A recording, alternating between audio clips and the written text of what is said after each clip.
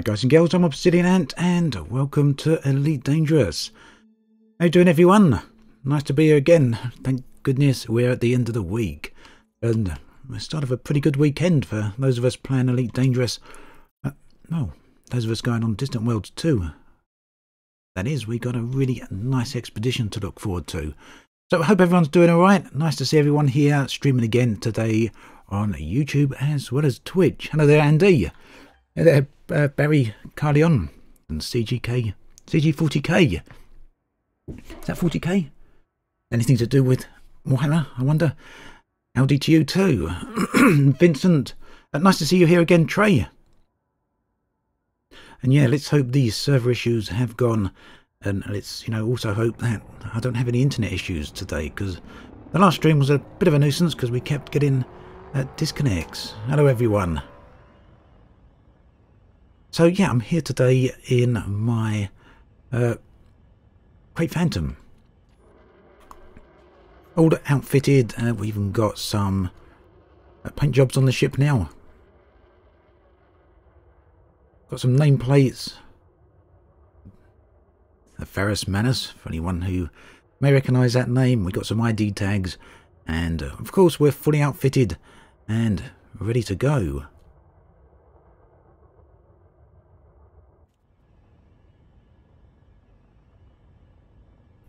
So yeah, the idea today was to finish off prepping the ship, but it seems we've already done that, so we're going to give it a little bit of a test run before swapping out to my account that's near at the centre of the galaxy, and we'll continue our trip flying above the galaxy. For now, let's just have a bit of a fly around here. Let's have a look at some interesting locations, perhaps, just of a bit of a test run for the new exploration ship.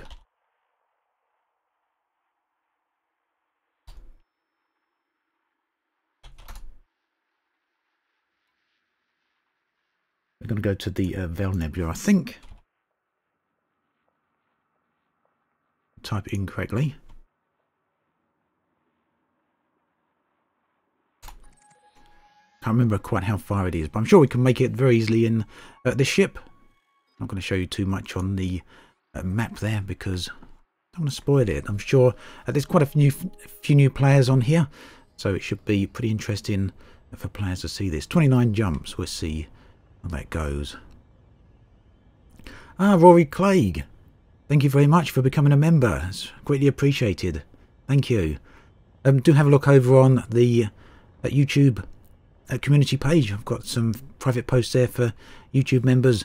And of course, after the stream, I'll sort you out access to the Discord channel. You'll get a private Discord channel for all members there. So thank you very much for that.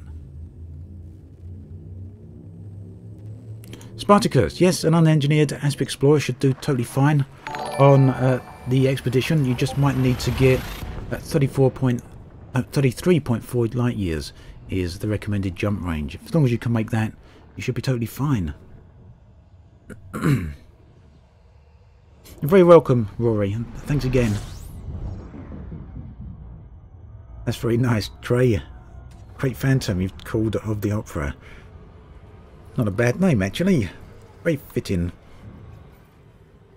Right, we've got orbit lines, we want these on, don't we? Otherwise I'm going to end up crashing into a star. So yeah, a few jumps, but we'll just leave these going while we're en route and getting into the stream here. Hey DJ! How are you doing? Doing a quick test run with the new Great Phantom here, so hopefully we're going to be alright. Looks all good.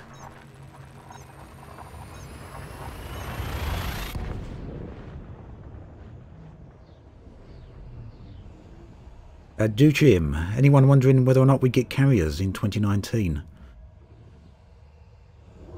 Well, I don't really know. Personally, I'd like to think they've not been forgotten, but also I suspect when they were dropped from Chapter 4, they were dropped for a reason. Yeah, all good, DJ. Getting ready for Distant Worlds 2. Pretty much entirely ready here. Just doing... Let's have a look at this ship. We ended up getting... where are we? 60.21 light years out of this ship, so...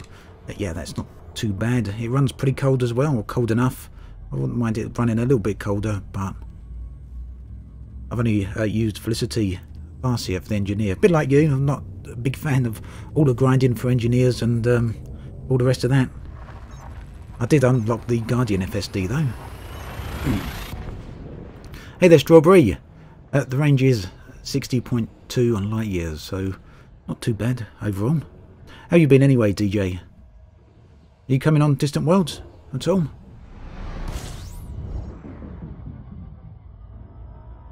I'm just hoping for atmospherics, says Chozo. Yes, I'd like to see them this year too. I mean, Frontier haven't said what content's coming this year.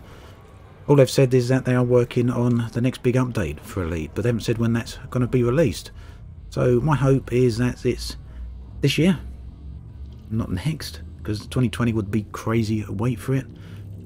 But I also think there's probably going to be some smaller DLC, and we've had some hints of that. Accidental leaks, and so on. Oh, DJ, the engineer grind is definitely better. Don't get me wrong. I started a new account here for everyone who's not been watching the rest of the streams. Everyone who has been watching will probably know, but I'll just kind of go over it again. About a week and a half ago, I bought a new account just purposely for Distant Worlds Expedition. Because I didn't want to go out there in my main account, considering we're out there for many weeks. And it's only taken me a few play sessions really to get from a Sidewinder into a basic engineered Crate Phantom with FSD boosters as well from the engineers. And plus, what we got, 42 million credits as well sitting there.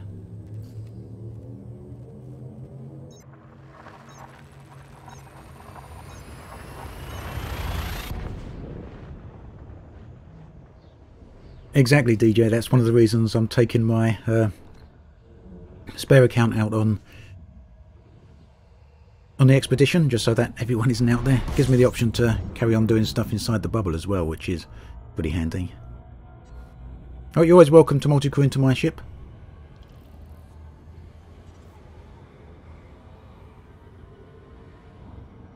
Yep, the FSD booster is the Guardian one.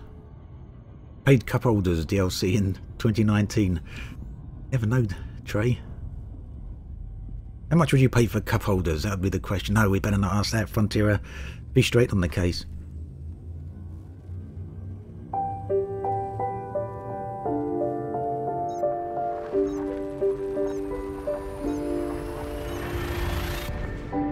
Let me know if that music's a little bit loud there in the background.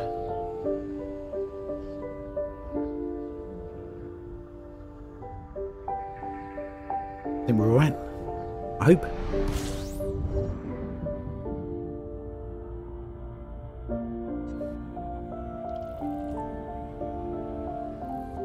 Right, let's swap out to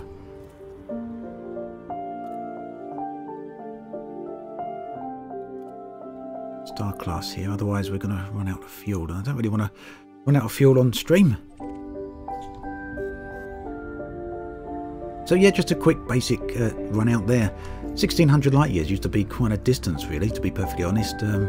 Used to be quite an expedition in and of itself. I remember when Elite first came out back in 2014 and I wanted to go to the Pleiades system, which is about 400 or 500 light years away. And yeah, I was in a small ship, Sidewinder or a Eagle. And that took a long old time to get there, especially because at the time we could only jump 100 light years or so.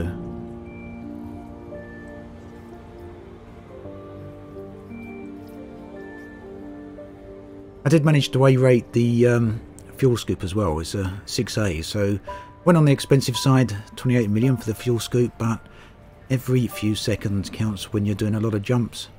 So I thought in the end might as well. Hey there, Educated Ape. Glad to see you here. So yeah, as I was saying, the first exploration trip for me was out to the Pleiades system in 2014, early 2015. And I did that in a Sidewinder and then swapped over to an Eagle, I think, a little bit later on. Took quite a long time to get out there. We could only jump about 100 light year jump routes at the time, and a fairly low jump range on the ship, I couldn't afford the A-rated drive at the time, and there was no engineering back then. So yeah, those sort of jump distances, those sort of exploration ranges, 400, 500 light years, 1,000 light years, were quite a significant distance. But now we don't really give much thought to even 1,600 light years.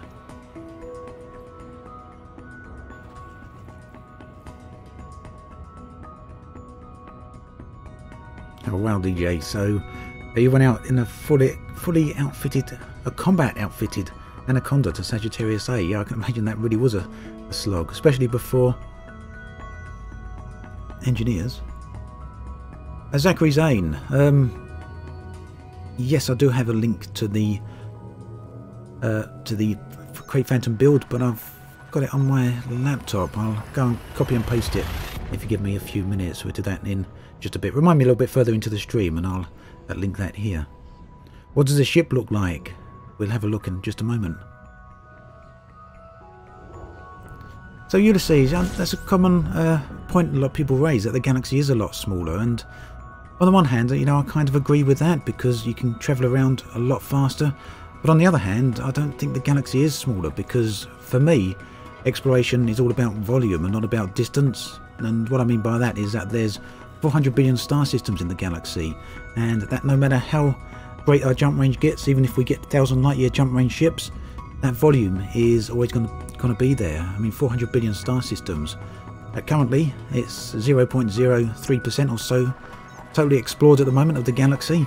So ultimately, it doesn't matter what our jump range is. It's never going to increase the ability or the speed at which we can explore all those systems. So for me, I'm happy for us to keep increasing jump range. I'm all for 100 light years or more. It's not about the distance. It's, to me, at any rate, it's about the volume. Hey there, dirty dog.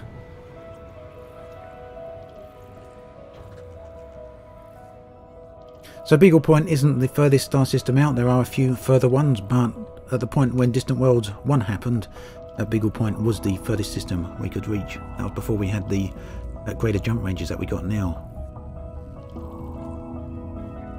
Thank you, Joseph. Really appreciate that. It didn't feel that way the other day when the stream kept going down. I was messing around for 20-30 minutes trying to get everything organised again, but yeah, appreciate the sentiment there.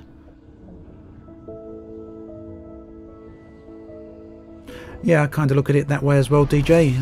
I'll read your comment out there for people who are over on YouTube. Basically, you're saying that it makes sense for the galaxy to feel smaller now because in human history, technology has progressed, allowing us to communicate faster and travel further. We only have to look at the past century or so to see that. So yeah, it makes total sense to see that in Elite as well.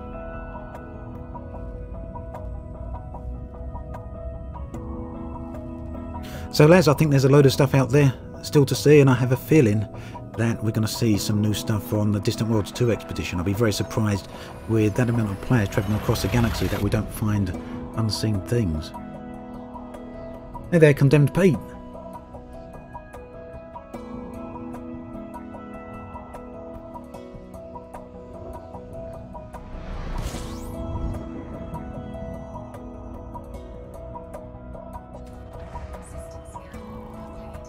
Actually, I'm not doing any scanning on the way out here. Not that it really matters.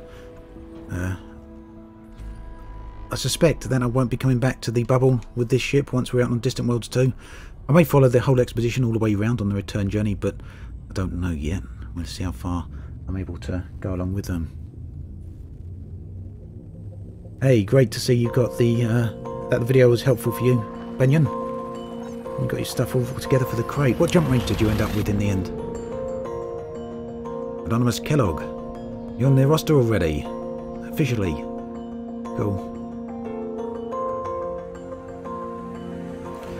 So, Alain, I don't know when the last sign-up day is for Distant Worlds. I'd imagine that pretty much all the way up to that launch will be okay. Don't really see why it should be a problem too much.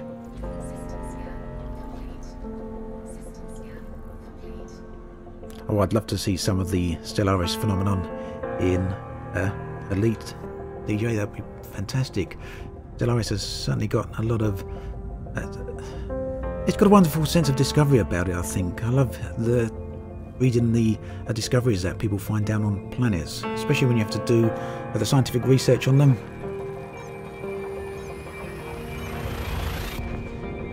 At least kind of getting that now with Chapter 4. I'd like a little bit more of it.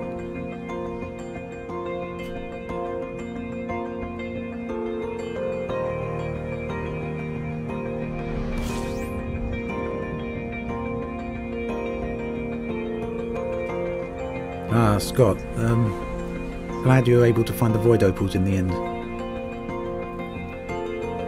They can be a little bit hard to find if you're not sure where to look, but once you get the hang of it, it's quite easy to head on out there and make a good chunk of money. So what are we doing today? Right, so the first part of this stream today was originally going to be about finishing prepping my Distant Worlds 2 exploration ship here, which is the Great Phantom, but I managed to finish that off just before the stream. So what we're doing instead is doing a test run of it. We're just heading out to the Val Nebula West.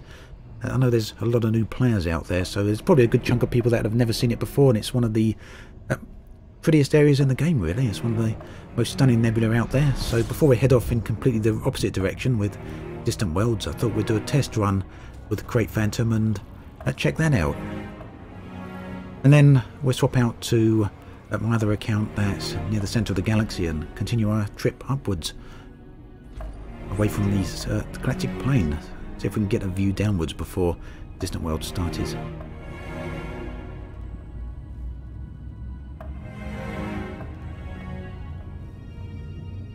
Anomaly chains for Chapter 4 would be a fantastic idea, yeah.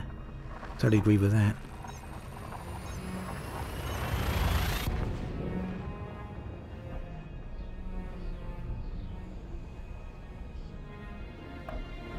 So Kellogg, you're liking the Diamondback Explorer? It's a very nice ship. Pretty cool because not too expensive overall and has a decent jump range. Has a very good jump range actually. Oh yeah, you should be totally fine. I think it was seen a lot of people a little while ago, you know, over the past week or two, saying that they were a bit concerned about coming along on Distant Worlds because they didn't think they could afford an exploration ship. Perhaps not realising that you can get relatively cheap exploration builds. So yes, it's good to see more people coming along as well.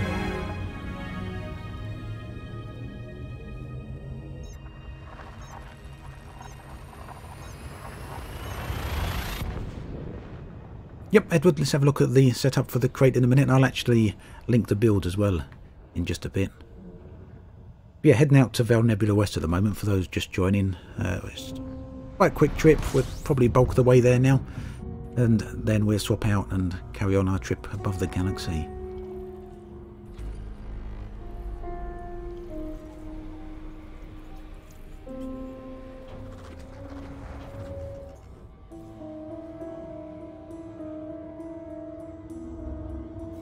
So the Val Nebula West is actually a pretty small nebula. There's two nebula. You've got the Val Nebula as well as the Val Nebula West. And the Val Nebula, the regular one, has a pretty standard looking appearance to it.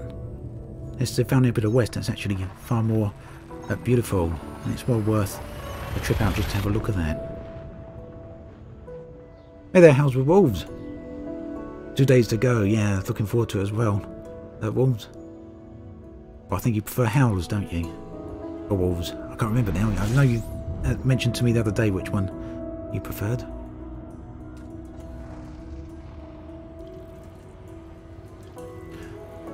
Casual Murph, what's my favourite place in the galaxy? I'd have to say it's Barnard's Loop. Definitely. And then above the galaxy as well is a really nice location.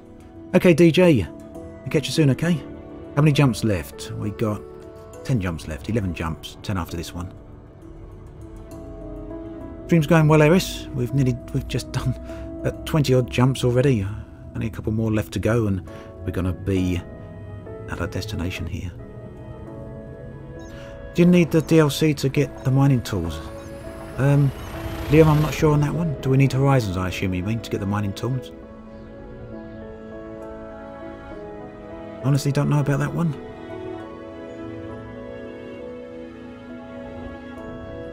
Okay, House. Cheers, I'll remember that. No worries.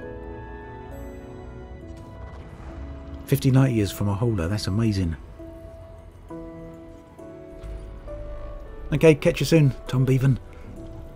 Right, we're getting very, very close. Now, you can't always see the backdrop, but you can just see, I think, the Vel Nebula starting to come into a view in the background there. Let's try and get a central view there. I think you can see that.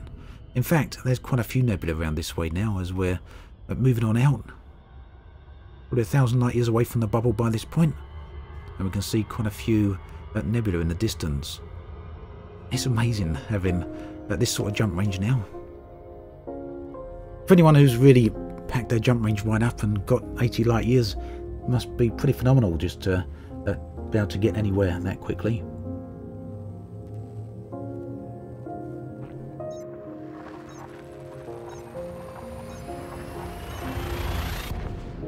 Bruno, I think you'll be completely fine as long as you've got a decent jump range. The abyssal plane, whilst quite sparse and sort of certainly sort of location people have been getting trapped at in the past. I think with the fleet and with a decent ship is pretty good. I don't think you'll have too much problems.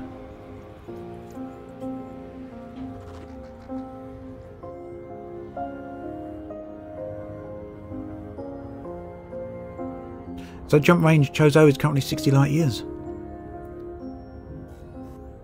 Yep, Rodrigo 60.2 light years. This is the one I'll be taking out on at Distant Worlds. Yeah, 81 light year jump conda. I'm not a big fan of the Anaconda, but the jump range, that's amazing.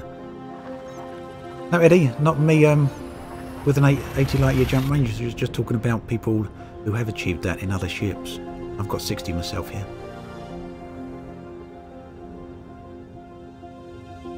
I mean, this is going to be a completely different sort of trip to Distant Worlds 1, where most people had around the 30 light year mark. So if you take that as a kind of average, 28 to 30 light years a lot of people had. And you've got to remember, Distant Worlds 1 was even before engineering came out. So effectively, people have completely doubled their jump range since the first Distant Worlds. At a minimum, doubled it.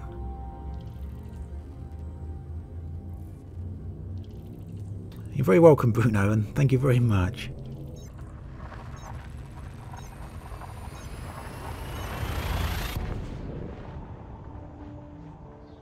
Ah, cool, Pete. Nice to see you in the same squadron. I only actually joined it yesterday. Hopefully we'll have some fun out there. I don't know if you're in the same private group, are you, for the squadron?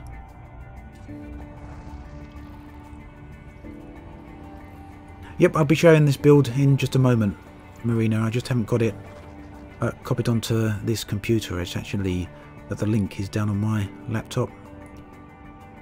I have to go and copy and paste it up to here so I can link it for you in chat. Very nearly there.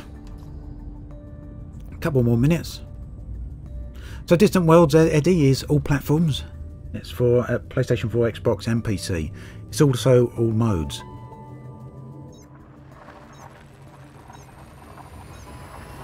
Yep, Banyan, I think if you want to go on the expedition, you'll enjoy it. Of course, don't forget you don't have to go the entire route.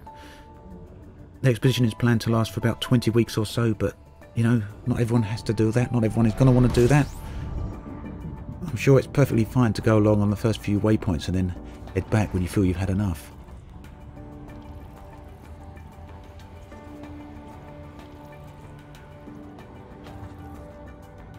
So I'm in the Fleetcom Squadron, for those wondering.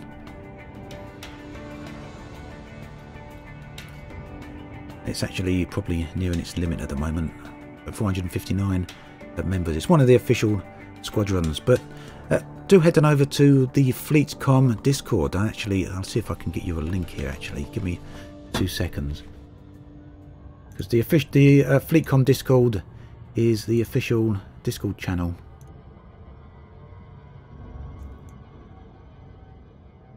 Or the Distant Worlds expedition. I'll post that into both the Twitch chat and the YouTube chat. But yeah, do come along. A very busy Discord server at the moment, immensely busy Discord server. It got well over 9,000 members, or close to 9,000 members at the moment. Thanks, Bruno.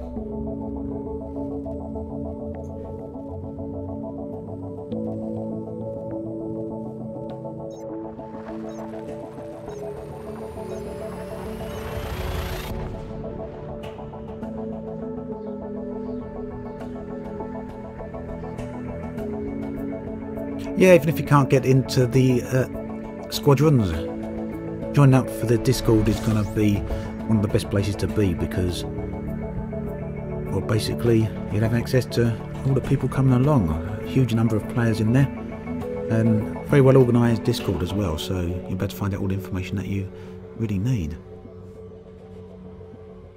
Aquatic Borealis, Discord disconnect problems with Distant Worlds 2. I'm expecting that as well, unfortunately. There was a lot of server issues around the launch of the game. I don't know how much of that was purely down to technical issues with the with server problems due to the way the patch had been delivered, and I wonder how much of that was down to the sheer volume of players. If it was down to volume of players, then it might be a bit of a problem, because there's going to be a whole load of players logging in on Sunday, I'm sure. Hopefully Frontier are going to be on top of it, but... Hey there, Commander Soundo. How are you doing? Good to see you here.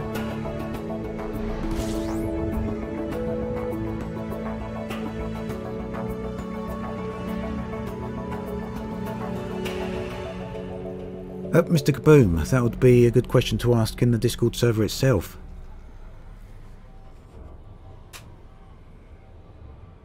That's one of the reasons I pointed out there. Any information like that you can easily get from that server.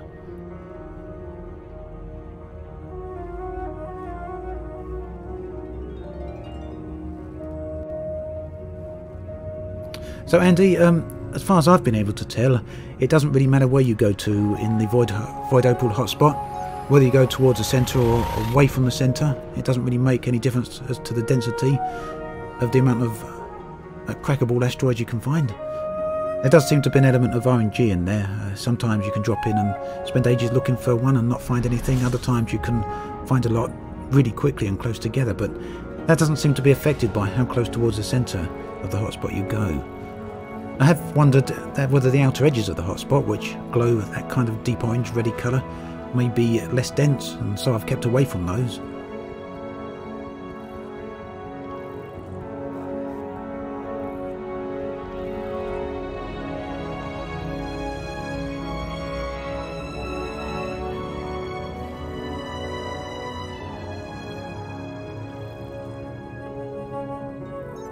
Mega bad. Yeah, I'm doing fine, thank you. Hope you're alright. Alright, great. Be great to see if Dev from Frontier is on Distant Worlds 2 as well, puppy. Dev's actually a really neat guy to talk to.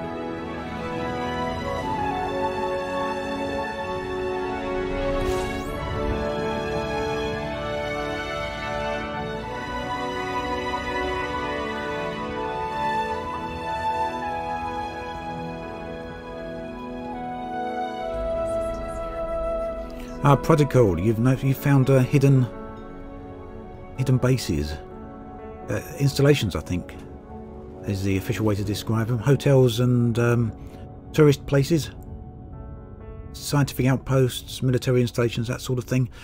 I don't think at the moment there's any way to actually utilise them. I think eventually there is going to be some gameplay around them, a little bit like the Megaship gameplay that's now present. Right, so for those that were wondering, there's the Val Nebula West just ahead of us. Absolutely stunning looking nebula. I haven't been there since since Chapter 4 dropped, so it'll be the first time I see it with the new graphical changes. And here's the ship in case anyone hasn't seen it. It's just a Crate Phantom, but it's my Crate Phantom.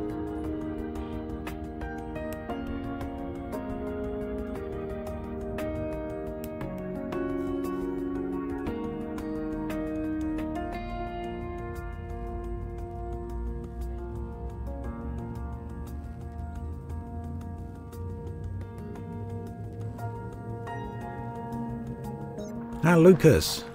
Hey there.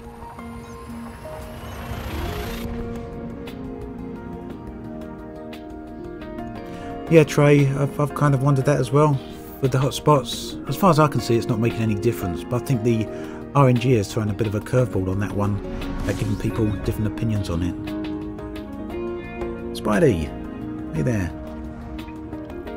Do you tend to go from between 150 to 200 out from the centre of the hotspots?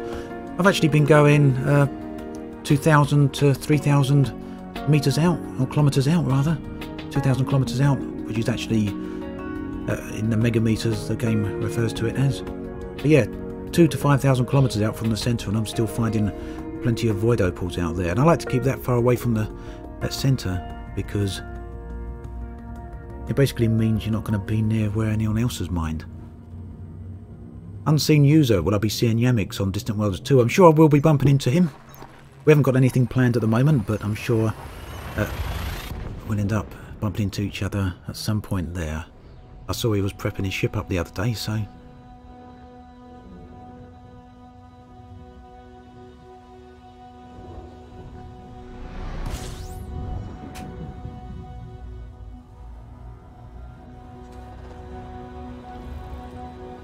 I will share the build for the Crate Phantom. Give me a minute, we're just to the destination and I'll go get the link for you guys. I've got the link to the build on Coriolis, so it's just not on this computer. I built that on another one. Rather than sit here and rebuild it all on stream, I might as well go get the other link. It's going to be quicker. Right, we're here. So we should get a pretty nice looking sight in just a second. Let's switch off those orbit lines because they kind of spoil the view a little bit.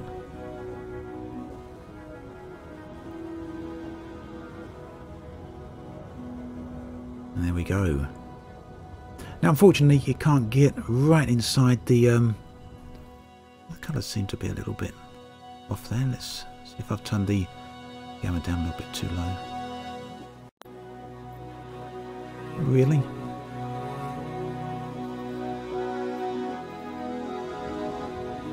There we go.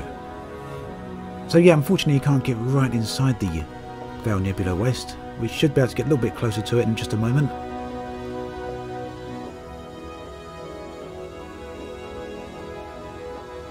But personally I think it's one of the most unique looking areas in the entire game. It's a handcrafted nebula obviously, rather than some of the procedurally generated ones that we usually do see.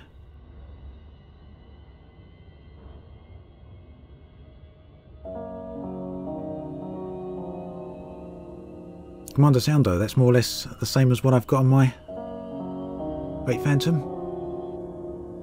Yeah, one thing you may also notice as well is that I said it looks a little bit dull here in terms of the colours, especially compared to what I remembered. But if we drop out the ship and have a look here, you'll notice the colours are a little bit brighter. And that's due to the filtering effect on your ship's canopy. Yeah, look at that. And then I'll drop back in again and you'll see it looks duller. Keep an eye on the blue where it's actually pretty bright. Yeah, you notice the difference there? Bit unfortunate perhaps, purely down to the canopy. If your canopy blows out, you actually get a brighter view as well. Right, so we'll have a quick look just to see if we can get a little bit closer to the Val Nebula Hill, whether we're as close as we can get. It's worth having a look on from the other side as well. So one thing with nebula is, before you go to them, it's always a good it's always a good thing to try and make sure that you can actually get inside the nebula, because some nebula don't have stars inside them. Didn't matter too much here with Val Nebula West because we get a nice look at it anyway.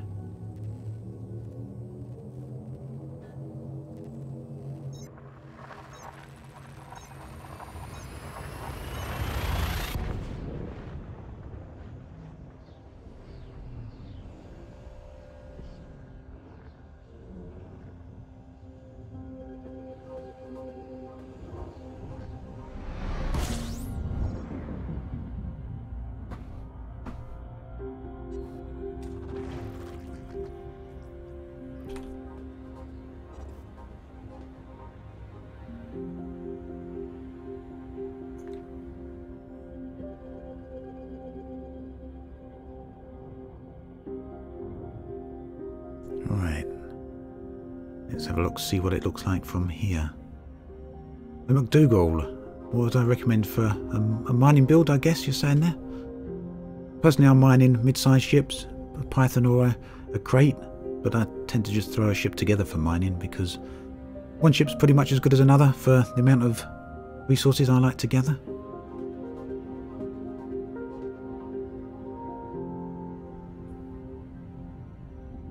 Okay, let's have a look, see if we can see any planets in here. Looks like there's something there, doesn't it? A bit of a distance away. Oh no, but just another star, unfortunately. Maybe there's a few planets here to have a look at. Always nice to see some of these planets with the backdrop of a nebula like this one. No, unfortunately there's not. So yeah, a nice looking area. We're going to jump around it a few times here just to get a slightly of a different perspective.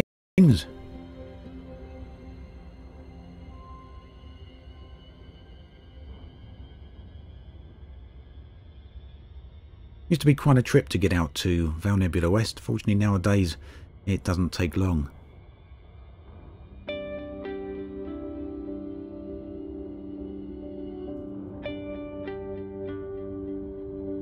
Hey there, Mad Raptor.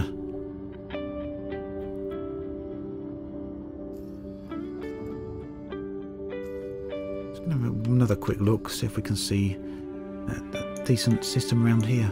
Slightly different perspective that will give us of the Val Nebula here. Maybe one of these will have planets in. I can't remember off the top of my head, and this is the first time I've visited this area on this particular account, so there's no exploration data here for me. And Kellogg, it does look like a big fluffy cotton candy in space, yeah.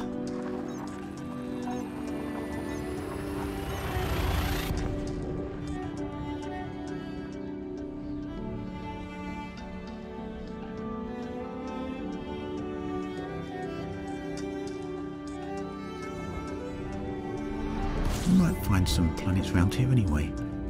So anyway, we will have a few minutes look around here and then we'll drop out and switch accounts and have a look above the galaxy if we can get there today.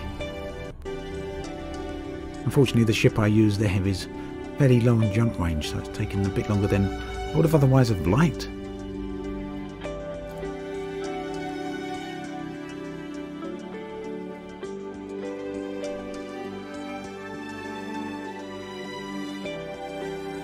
We'll head on over to that planet very quickly just so we can get a bit of an interesting look at a planet against the backdrop of the nebula here, and it shouldn't take us too much longer. And then I think it's time to swap over to the other account. The Val Nebula is actually behind us here this time, with that star disappearing off into the distance.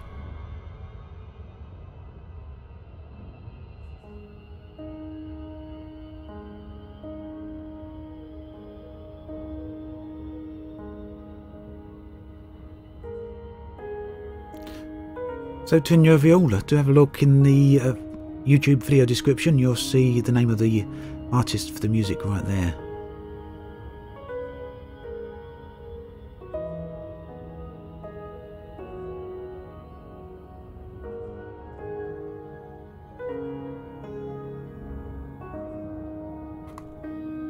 But yeah, very nice music to explore too.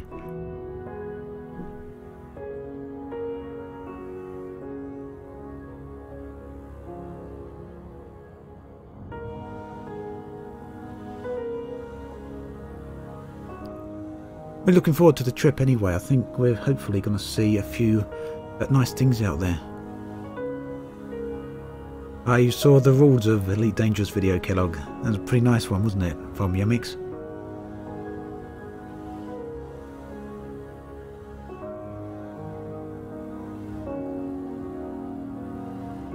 You know what, whilst there I will buy some probes of the planet just in case there's some surface features down there. I didn't use the FSS.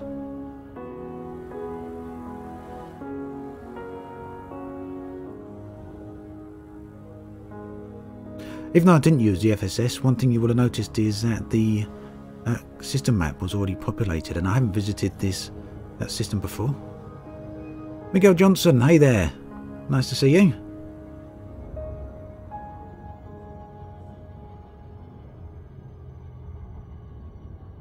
Yep, Trey, that was Game Music Packs.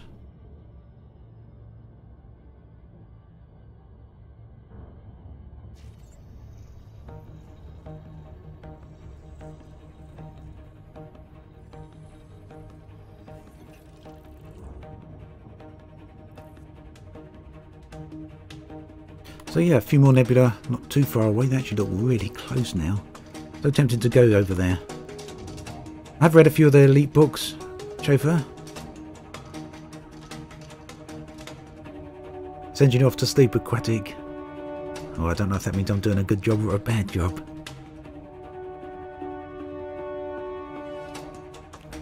Yeah, Ethan, taking some footage here as well. Whilst I'm out here, may as well.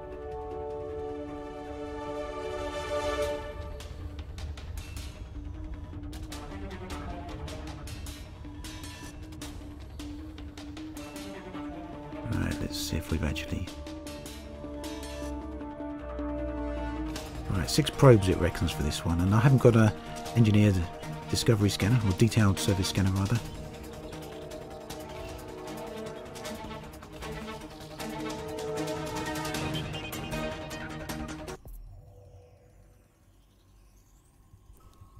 I don't think there's going to be anything on this one. 70 light year Crate Phantom. Fantastic, Jones. Surface scan complete.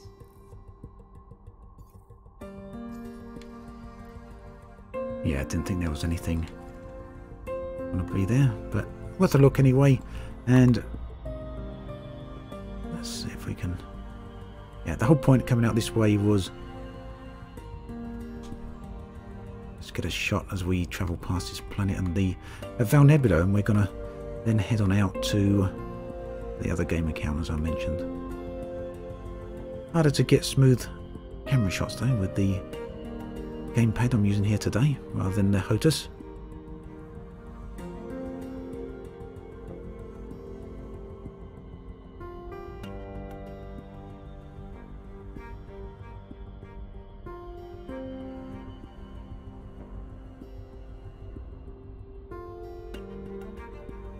So, in case you're wondering, Val Nebula West, in case anyone wants to come out this way, it's about, what was it, 30 jumps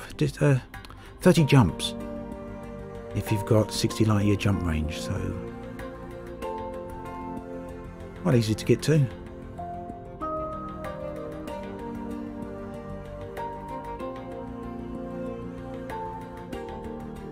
Okay, thank you, Sergeant Stubby. Appreciate your help there. I'll catch you soon, okay?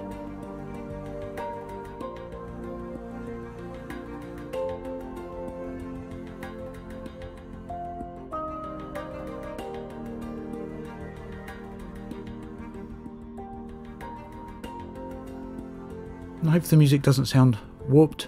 Livindo, it sounds fine this end.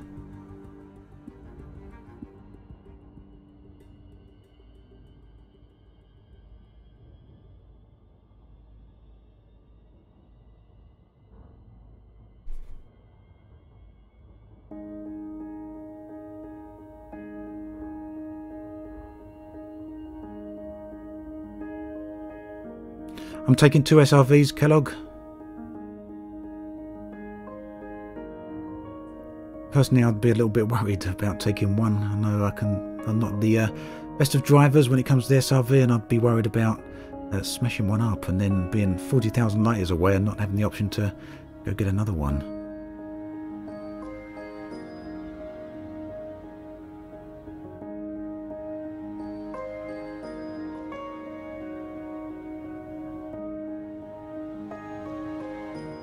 Right, I think this is where we stop on this particular leg of the journey, and I'll swap out and we'll have a look at the other account. So give me 2 moments and I'll be right back. See if we can get a little bit higher above the galaxy today than we have got so far. For those of you watching me on that particular journey, so the screen will go black for a moment. Let's put that up and we'll put the account. Of course, I'm going to have to get that Crate Phantom back to the bubble again before Distant Worlds 2.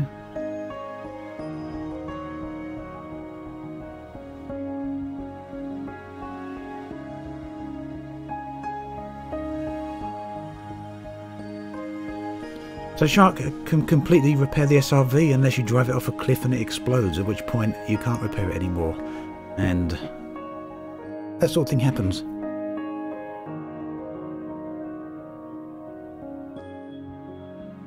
As much as it shouldn't. Generally though, I agree, you shouldn't lose an SRV unless you've make a stupid mistake, but when you're 40,000 light years away from the nearest station, I'd rather not take the risk.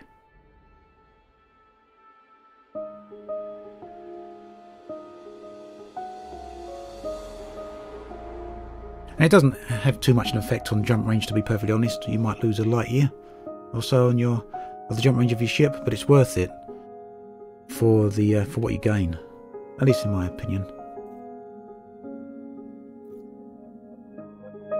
Hey there, Chile.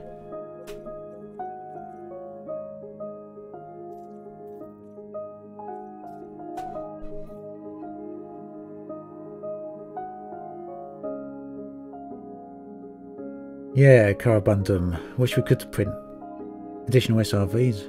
Works nice with fighters. It's a shame we can't do it with SRVs.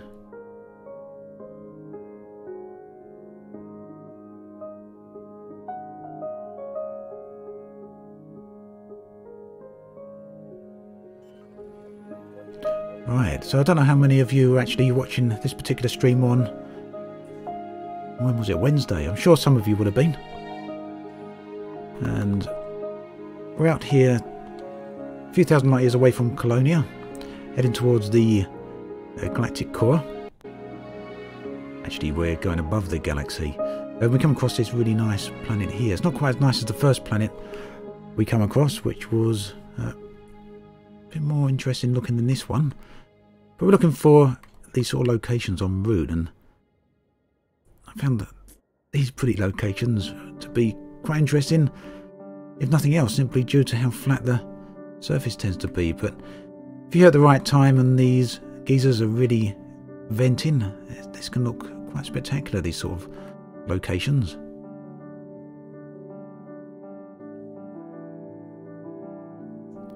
But yeah, we'll find that as we keep moving, the starfield's going to start looking a little bit different to what it does right now.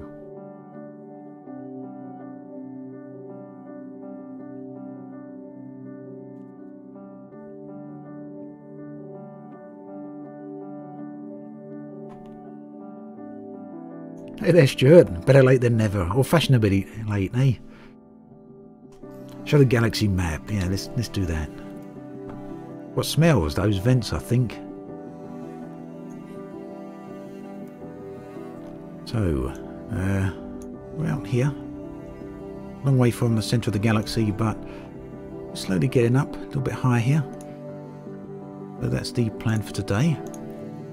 Let's plot in another course. We can only go so high because there's no stars up this high. As you can see, there's no stars at all up here.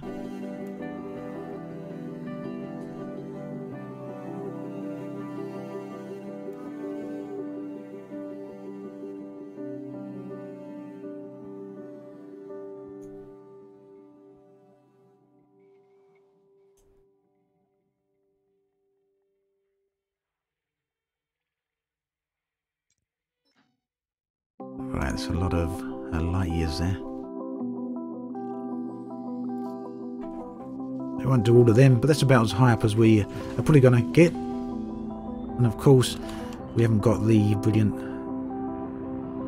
jump range on this ship. This is a very old ship, an unengineered one. Nonetheless.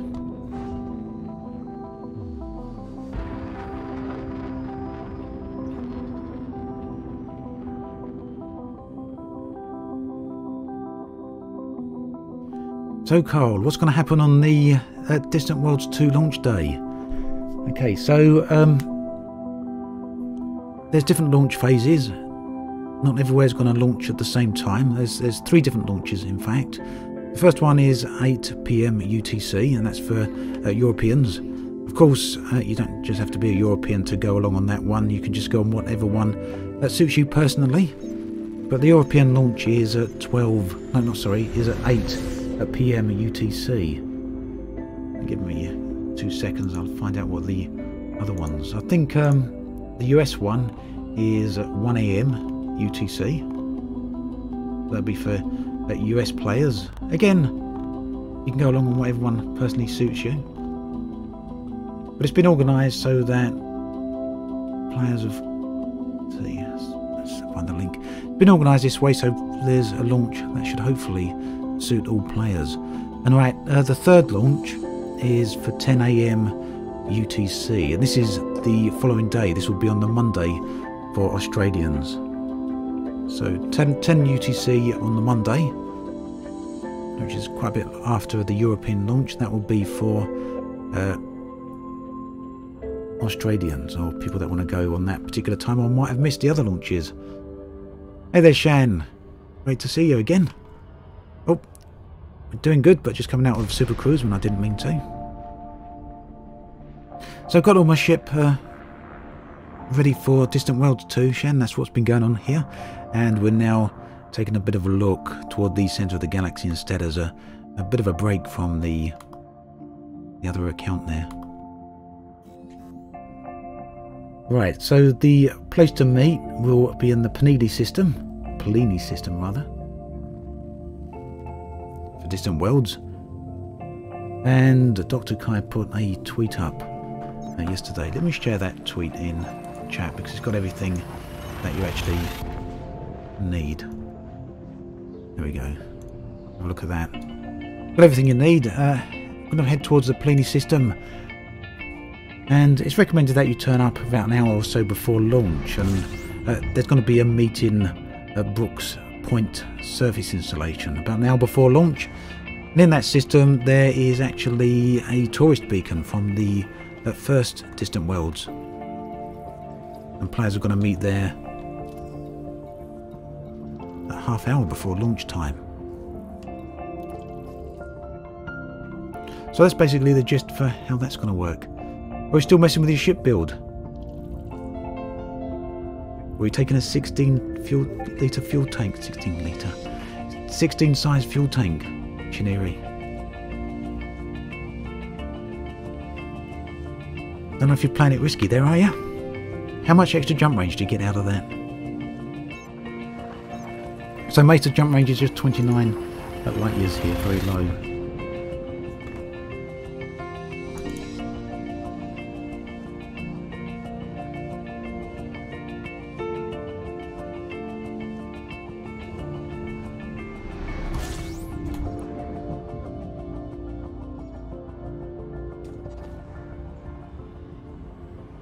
So Shark Tales, I'm going to be on the 8 PM UTC launch.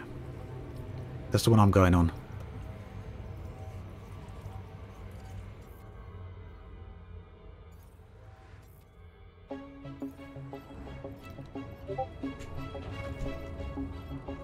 So yeah, 29 light years on this ship because it's not a exploration build, and it's unengineered as well.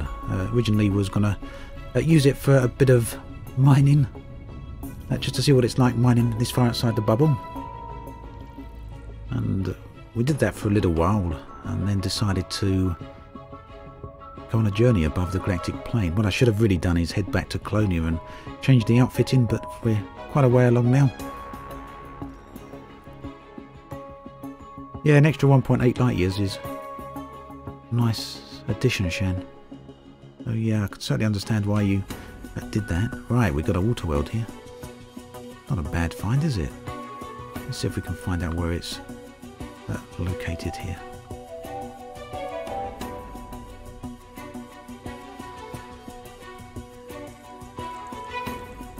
So when exploring like this, I don't tend to stop too much for discoveries. I'm not too fussed about the credits on this particular ship. I mean, got a couple of extra accounts which I don't take back to inhabited space, so money's not really a factor for them. But I do like to have a look to see if we can find some decent landing sites.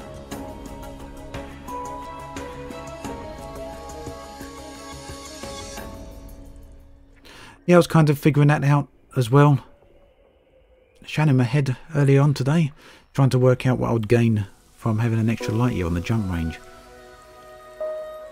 It doesn't make a huge amount of difference. I didn't think it really worth the extra engineering I was going to have to do for it. The amount of time it would take to do the extra engineering would far exceed what you actually save on the journey. And here's that water world.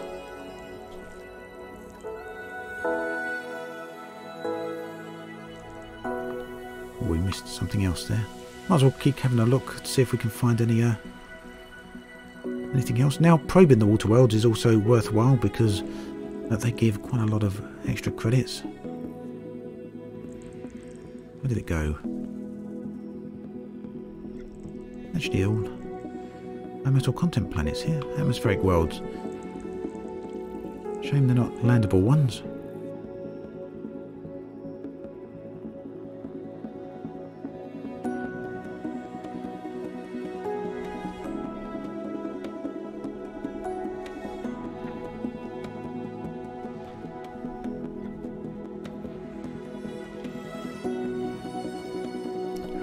Do for that. We don't need the tutorial. I'm not going to scan all those ships, but all those planets rather. Let's have a look, see how far that water world is away. Yeah, let's go. Let's go tag that.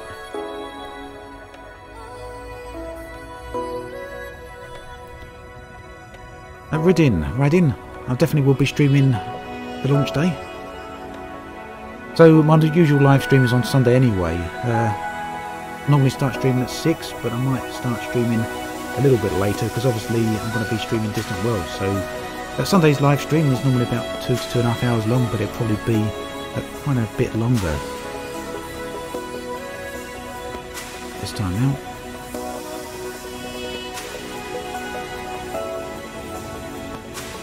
Due to covering Distant Worlds 2.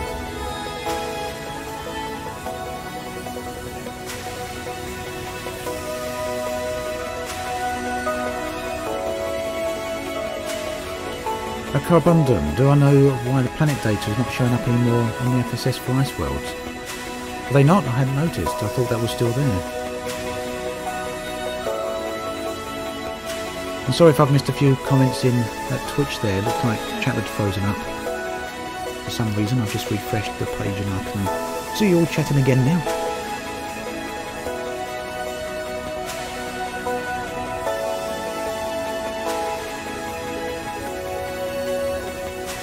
Thank you, Vince.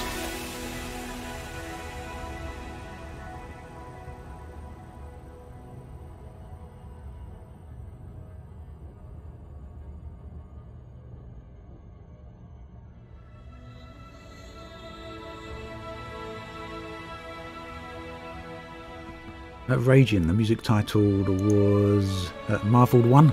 Marvel. It's by you can see the artist in the video description or the channel page on Twitch. I'll be in Fleetcom private group for the expedition, for those wondering.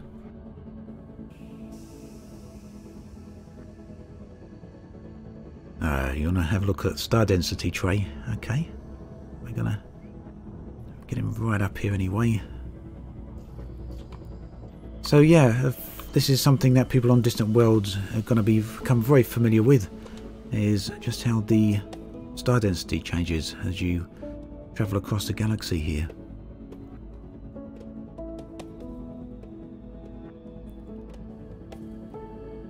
So that's pretty much in the direction we're travelling, I think, going towards the darker area.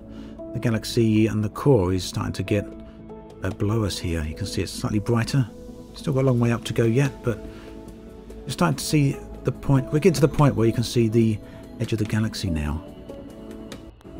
Yeah, the difference between the dark area and the that bright area. Eventually what will happen is we get to the point where you look in one direction and you'll see the galaxy, and you'll look up above and see no stars at all. It'll be pretty much purely black.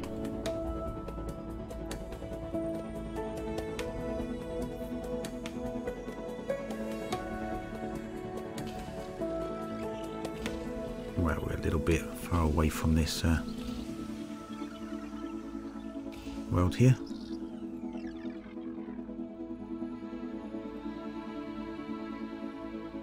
Are they going to hit? They are.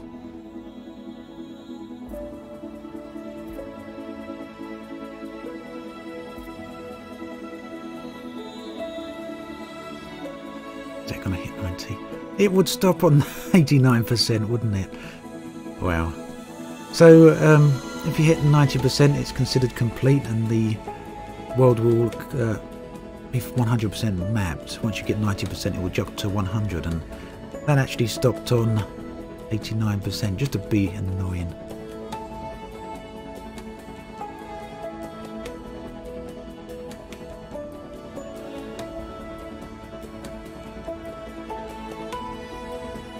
Yeah, so wondering about the community goals on Distant Worlds 2.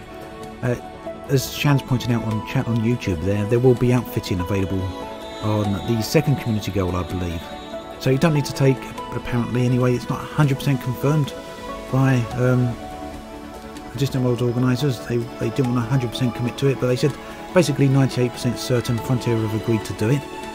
Barring technical issues, there will be a way to outfit your ships on the expedition. So come the point where there's the second community goal, you'll be able to buy some mining equipment there, so you don't need to take it with you right from the start.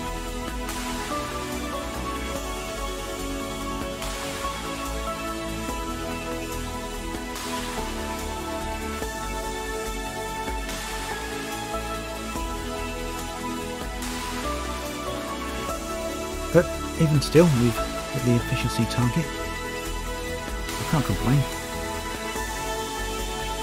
Right, let's carry on upwards.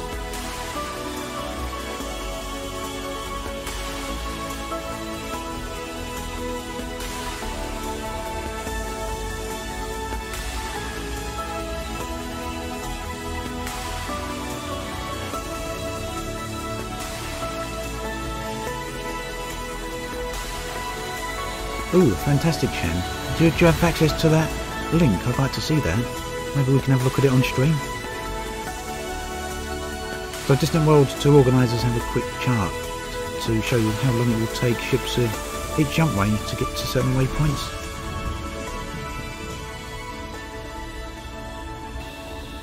You link to it when you're allowed to. You're allowed to do it in chat. If you should be able to post it there straight in chat, Shan. Otherwise, if it's not available to see publicly yet, then yeah, send it to me when it's available for that.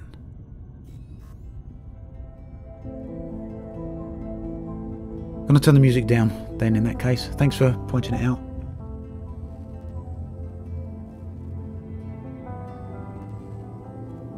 Okay, let me know if there's any other audio balancing issues.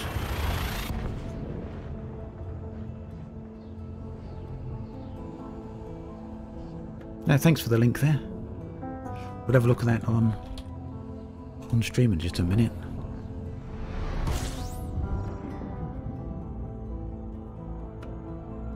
Okay, I don't know why it wouldn't let you post it there in chat. That's a shame, but thanks for putting it in Discord. Shan, we'll have a look at it on stream in just a moment.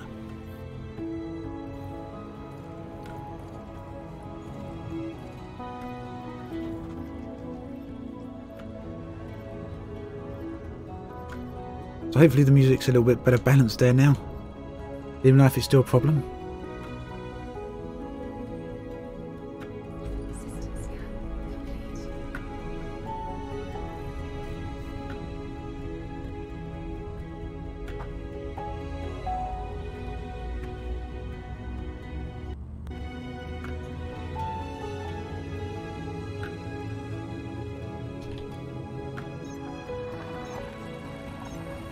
System scan complete. Right, we've got an image to have a look at here on stream. Let's see if we can get that up on screen for everyone to have a look at. It's relevant to Distant Worlds. Thanks to Shan for sharing it there. And I'll make sure we don't crash as well at the same time. I could speculate on what the next page expansion might be, Miguel, but I absolutely have no clue what it's going to be. Personally, I'd like to see atmospheric worlds and gas giants. Also think that at this point in the game's life cycle that space legs is a possibility as well.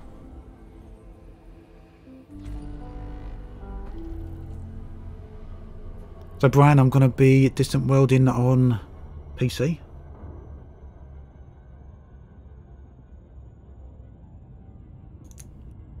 Let's get that link.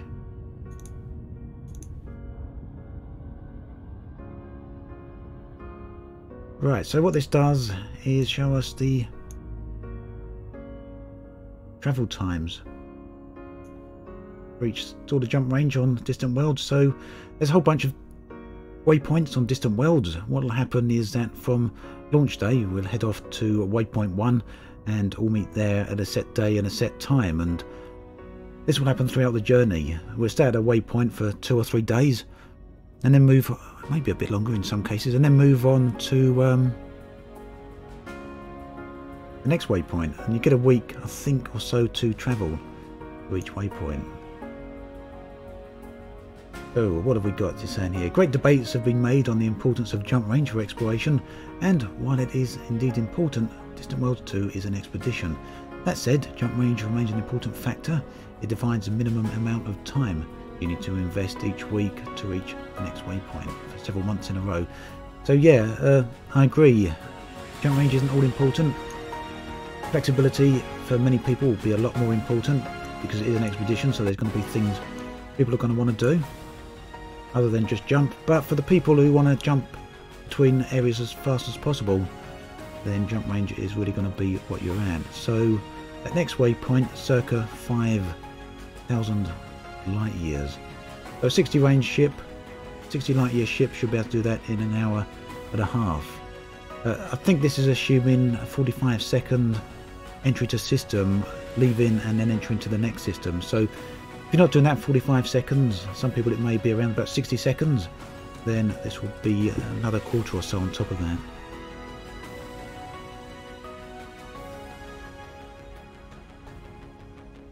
So hopefully it's not too blurred. Oh, it's okay, you're in 240p then, yeah, it will look blurred. Let's get rid of that.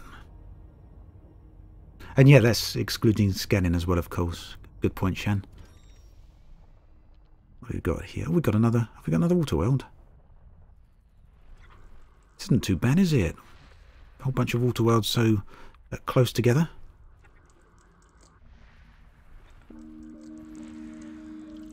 Very pretty looking water world as well, quite Earth-like looking.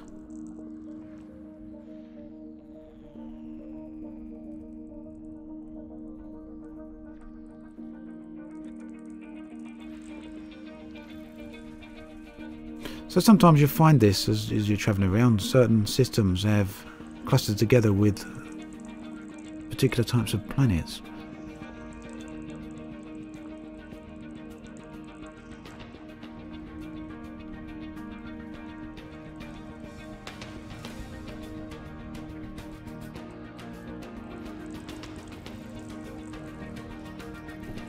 Let's see. So my ship is completely ready for Distant Worlds 2, and it's actually a Crate Phantom I managed to upgrade to in the end. That's all ready to go.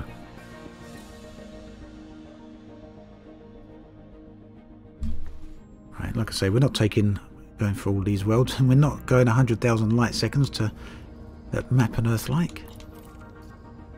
As much as I like Earth-likes, I don't like them that much.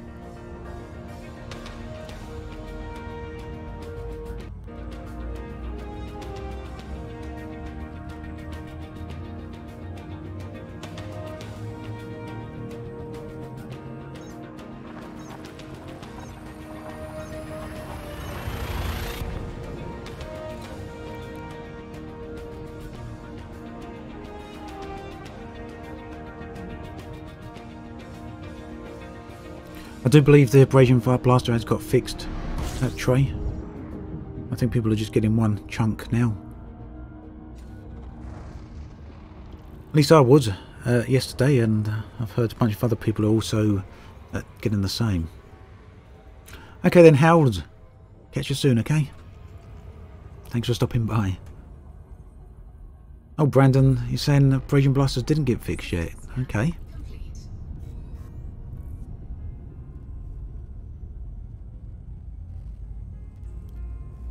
So the jump range on my crate with 2 SRVs is 60 light years, or 60.2 if we want to get into the specifics.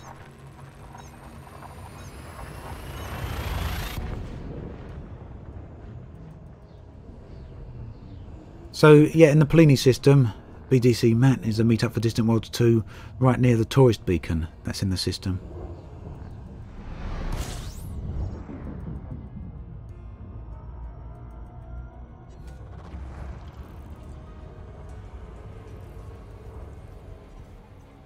System scan complete. So we're going to get a bunch of small systems at the moment. A lot of jumps to do here, but don't worry, we won't be doing all of them.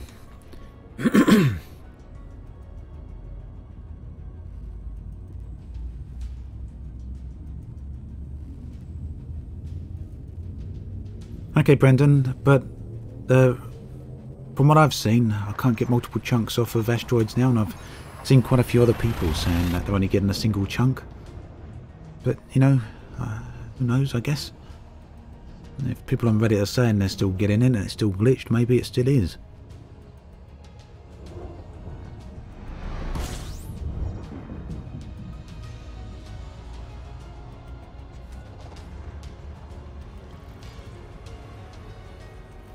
Liz, yes, I believe you can still register for Distant Worlds 2.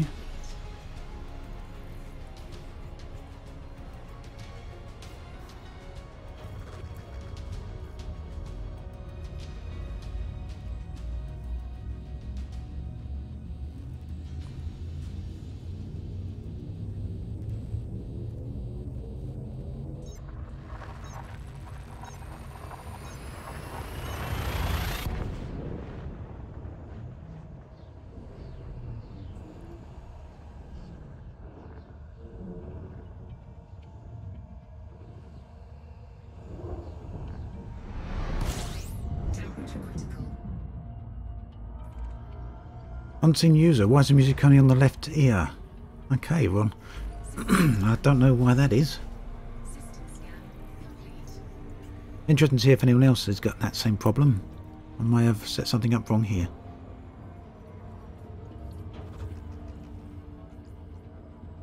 Yeah, Robin Hood, I've had that a few times. I don't understand how that's happened.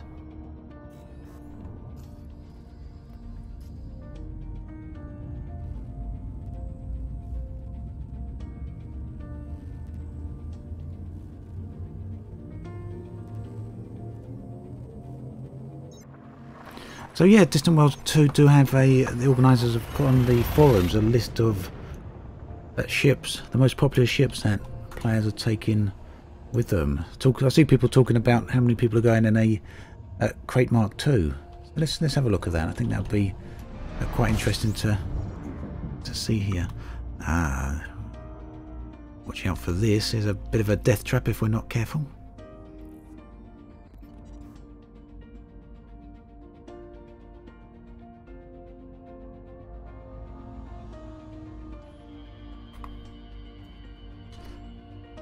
I always find a nice nice location to make a bit of footage of here, but you don't want orbit lines on when doing that. So when exploring, there's not too many things that can harm you, really. But one of those things is indeed either a white dwarf or a neutron star. If you come across one of them, get into its jet cone for too long, there's a possibility you may be in a bit of trouble. Oh wow, so that sort of thing usually happens when you're not paying attention. Let's see how much damage we end up with on this trip. Already down to 70% so far. So yeah, talking of things not to do when you're on Distant Worlds 2, this is one of them.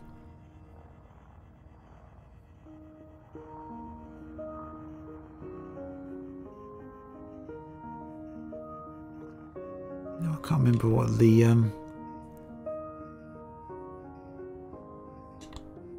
don't think I've got a heatsink key bound here. Yeah, I was slamming into the moon planet, Felix, like I did that the other day as well. So yeah, I've done a couple of things that you really shouldn't do. Hopefully I'll be a bit more careful when we're actually out on at the expedition.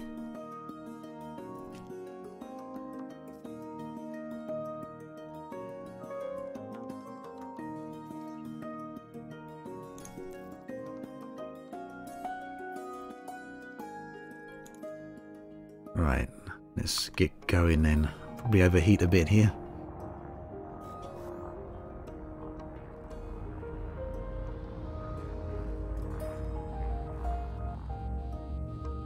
There it goes, cooking. And like I say, not really optimally fitted for exploration here, so I haven't got the repair things, I haven't even got an AFMU on me.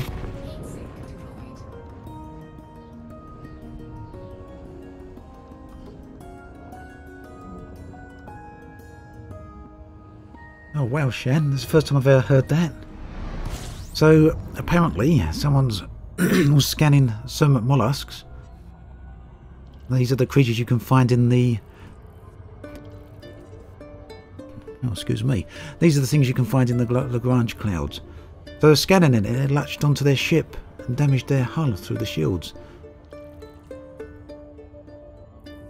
Wow, if that's true, there's going to be some crazy, you know, if that sort of thing's going to keep happening, there's going to be some crazy experiences out there.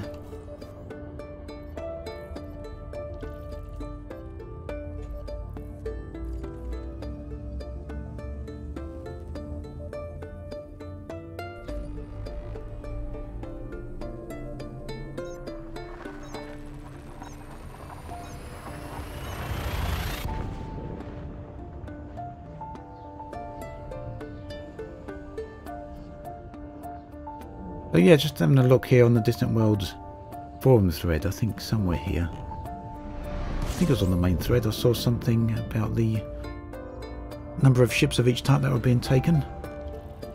Maybe it wasn't on this particular thread. I'll have a look again here in a moment. We're running out of fuel here though. Still got plenty, but we don't want to do too many jumps without stocking back up. No, I'm not using EGFX anymore. I haven't used that since Chapter 4 launched. I don't use any graphics mods now. They're always a good idea, Shan. Wait for someone else to provoke the aliens. I completely agree.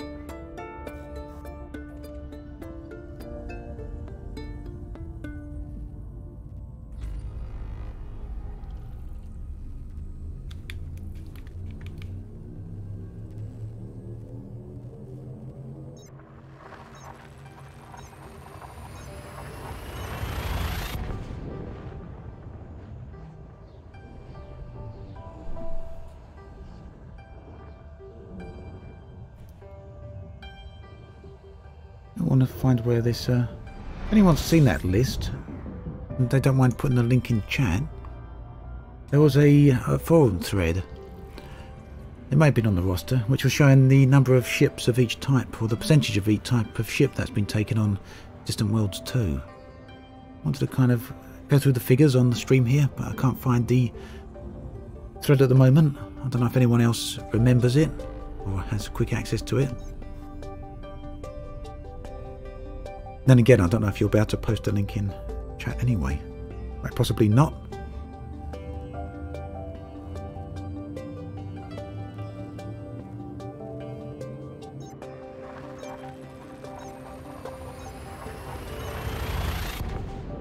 Ah, Leon, thank you.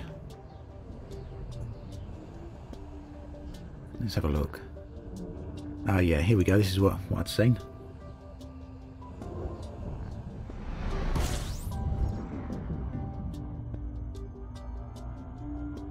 Right, so this is the fleet ranking across the ship. Not across the ship, but across the, wow, I'm messing up my words here. This is the ship ranking across the fleet. So let's have a look. We got how many sign-ups? 9,475 sign-ups. So I'm betting on 10,000 people signing up to the Distant Worlds by the time it leaves. Hey there, Everett. Right, so Anaconda. There's 2,956 Anacondas signed up. That comprises of 31% of the entire fleet. The next highest proportion of ships is the Asp Explorer, which is 2,382, at 25% of the total fleet. And the next most popular ship is the Crate Phantom at 1,165, comprising of 12% of the entire fleet. So that's the top 3 ships, all pretty much considered classic exploration ships at this point. Next up is the Diamondback Explorer, another good exploring ship. 767 Diamondback Explorers are going along. How many do I think out of the 10,000 will reach Beagle Point at Gorkas? Well, not the 10,000. I wouldn't like to guess at that. Hopefully a good number. Crate Mark II, 453 Crate Mark II's going. How many ridiculous ships? Let's keep going. Imperial Cutter, 251. Road Twitch, hey there. Beluga Liner, quite a lot of belugas going, 206. That's only 2% of the fleet, but a surprising number really. A good number of these may be the people going along as tour guides, which Distant Worlds are kind of recommended people take that sort of ship. And of course you can get a good jump range out of a beluga nowadays.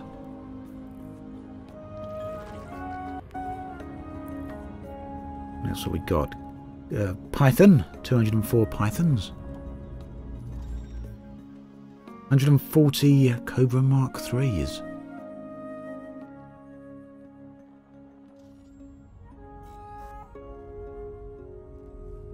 Look at this, Federal Corvettes, 118 Federal Corvettes. Now, those aren't the best known ships for jump range. Thank you very much, Colin.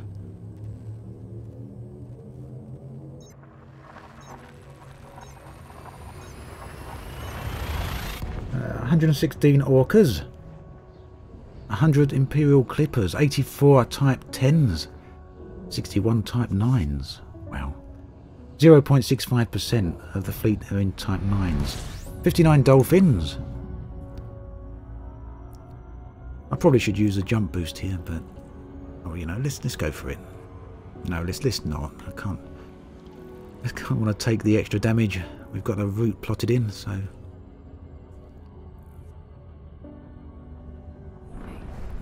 Oh no. You might get it anyway. Alright, what's the jump range of our ship here?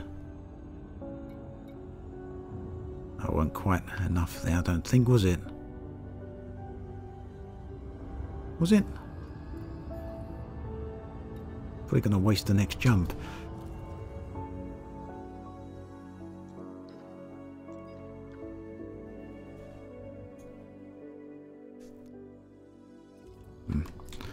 I don't want to change the route I've got plotted in anyway, so we keep going.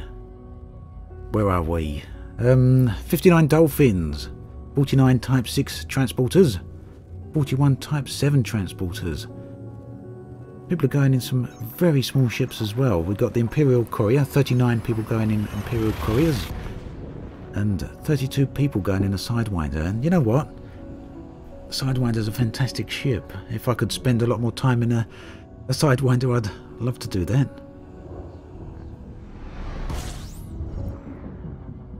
"29 Alliance Chieftains, 23 Adders, 21 Viper Mark IVs. Look at that.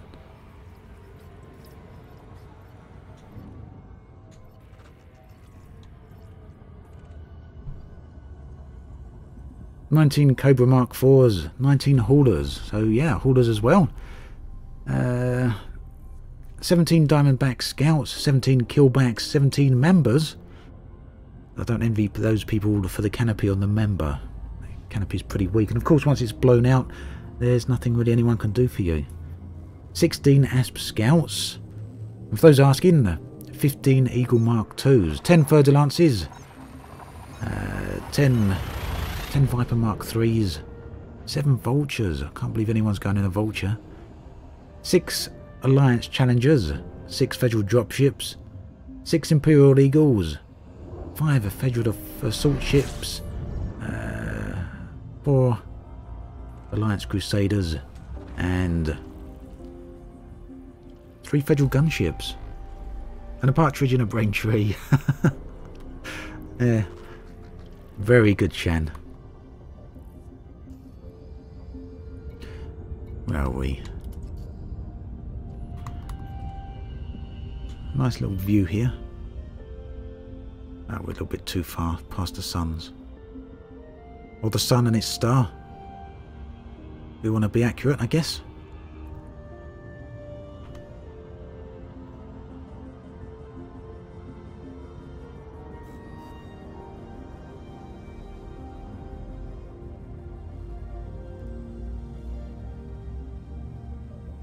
Panna.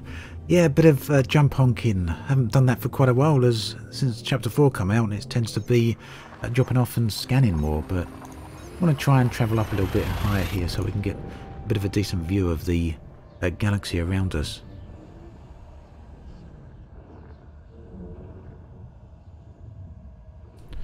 So does the list show different platforms? Have a look. Not that I can see. That would actually be a nice figure to see.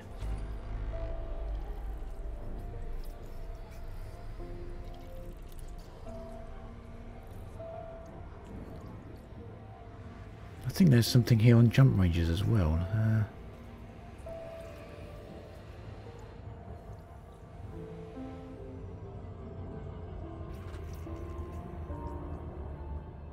So, the total fleet value. There is some stupid stats on here, it's called. The total fleet value is 1,332,149,313,801 credits. There you go, the total value of the fleet heading out.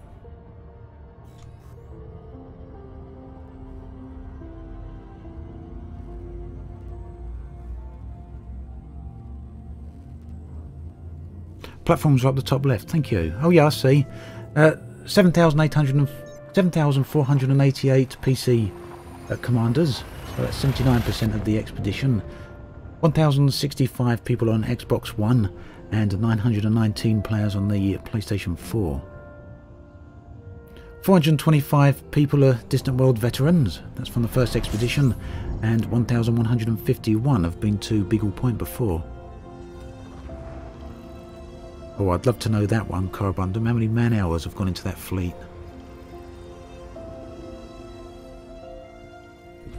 That'd be a crazy stat to figure out, wouldn't it?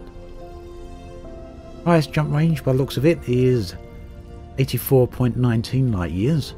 The average jump range of the fleet is 47.67 light years, and the lowest jump range, and God bless them, is 10 light years. I don't think they'll be getting all the way out.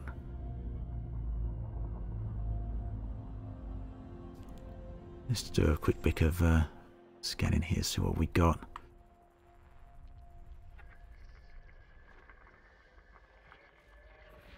So when it's to get rocky worlds, sometimes there's the opportunity, and there's some rocky bodies here, sometimes there's the opportunity for surface features,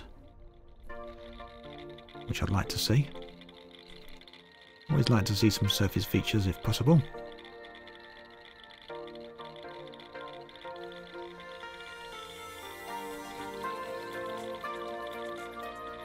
Don't get too close, we're not getting to that one then. We might have to travel away a little bit. Ah, there we go. Right, so they're just asteroids after all. I should have known that because it said asteroids.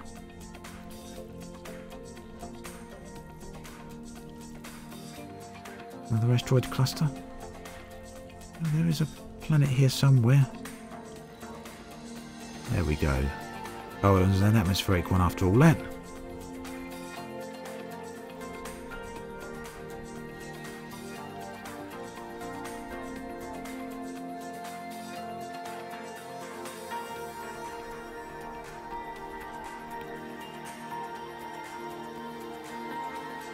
Yeah, I'd agree with that, Shan. Extreme builds are not going to be a lot of use for the entire expedition.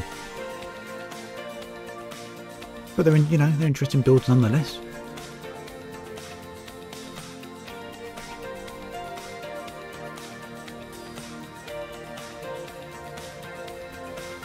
Let's see if we can find some geological surface features here. Nope, thought we might have had something there because it did take a second to pick up.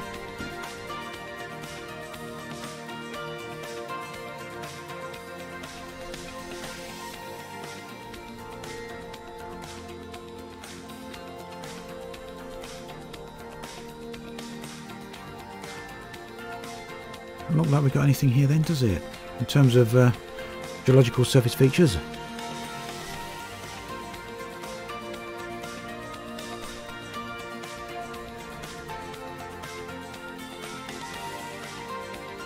Yeah, everyone's free to fly how they want on the expedition. That's the good thing about it. Totally agree, that Meiji. And from that point of view, there's no bad build.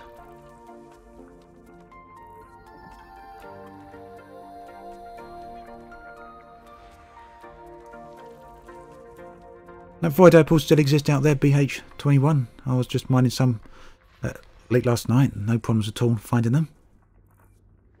Right, there's no volcanism here, unfortunately.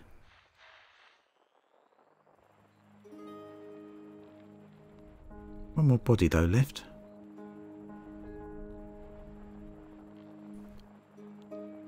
And there it is. System scan complete. Okay, let's keep going.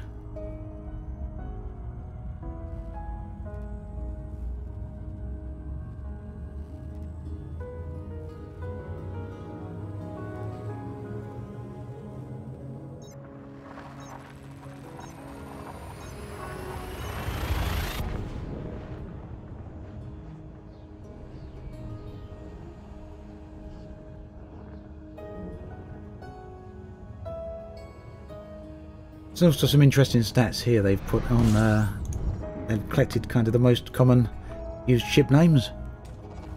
And the most common ship name, you'd never believe it, is actually Anaconda. With 24 people naming their ship Anaconda.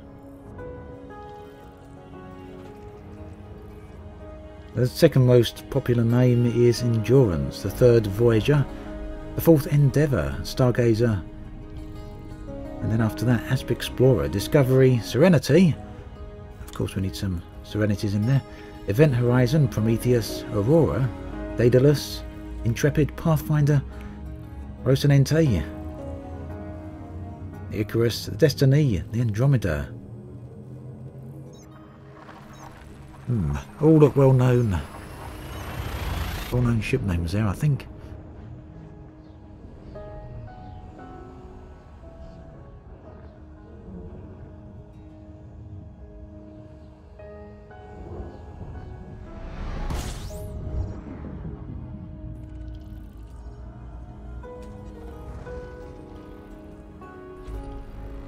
That's it for interesting stats there.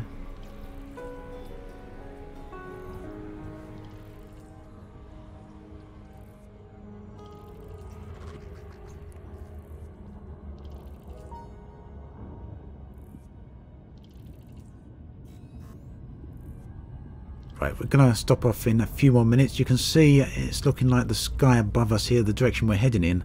The starfield is actually starting to empty out a little bit.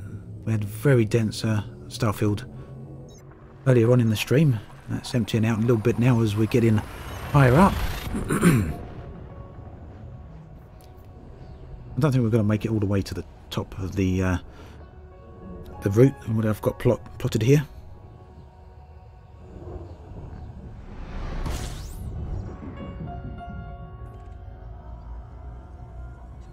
But just looking for an interesting view, because I don't think there's probably going to be any waypoints this far up on distant worlds. But you never know. They may have something interesting like this planned.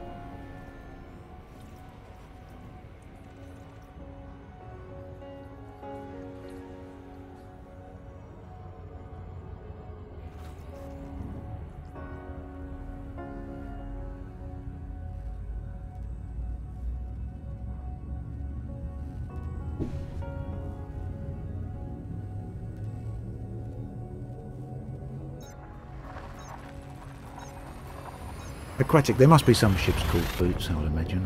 What else have we got? Hyperion, Nostromo, Wanderer, Odyssey, Enterprise, 7 Enterprises. Apollo and Dora, 7 Doras. Dora the Explorer.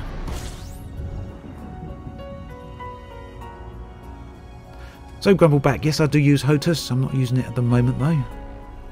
I've got a Warthog.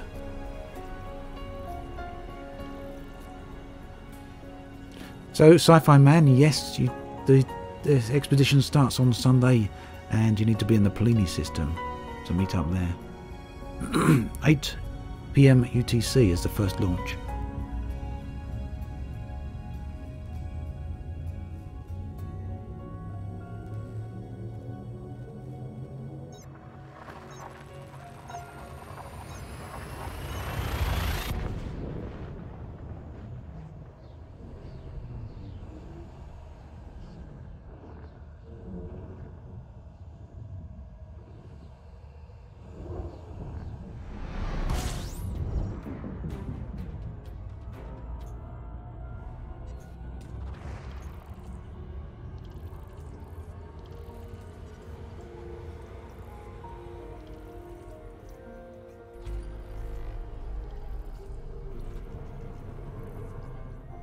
There's been quite a few jumps. So, yeah, the thing is, exploring on a smaller ship, it really does.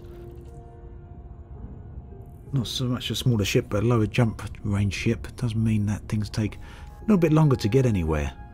Sterling, is Frontier expecting to have any juicy announcements of the 25th anniversary? Well, I haven't given any indication of any announcements for the 25th anniversary. I'm personally hoping there will be, but I would have thought by now if they were going to give some hints of that there was going to be such an announcement, they probably would have done. You know, they probably would have given an announcement of an announcement as such. Not that they normally do that directly, but sometimes there's indications that they might announce something. But you know, who knows? Anything's completely possible. System scan complete.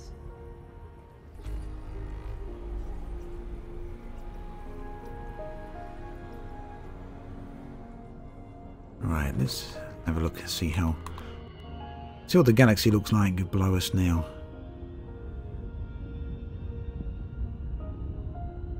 Yeah, we're getting there. We'll do a few more jumps and this is gonna start looking pretty interesting.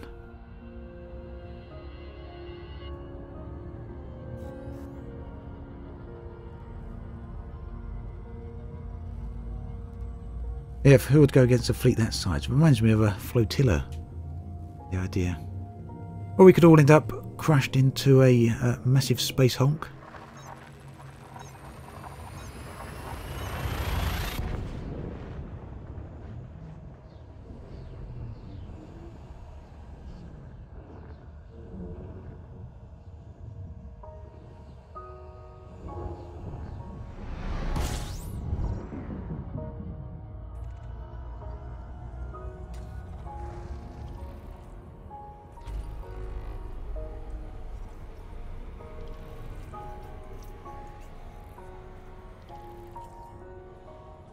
So I'm 22,000 light years away from Sol, Creasis.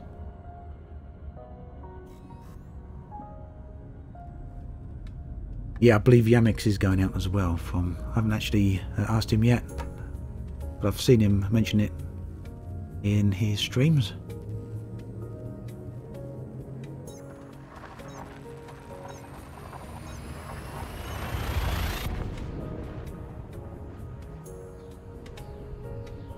Yeah, so this is actually my old account, in case you're wondering there, Creasis. This is my original Elite Dangerous account, which I took out of the inhabited area quite a while back. And basically I left it out here because it's nice to have all these ships dotted around the galaxy. If you want to explore somewhere a little bit different, it's just easy to jump on side another account. Hostile players. I'm sure there'd be a few, but Distant Worlds 1 was pretty good for that. There was no real massive controversy with anyone causing trouble, really. Although this expedition is far larger, so you know, it's a possibility. It's always going to be a possibility, but I guess we'll see. Yeah, Stargazer. I really hope there isn't any Thargoid ambushes. Hopefully Frontier learnt not to do that after what happened with the Gnosis. Hey, Face Guy. Nice to see you.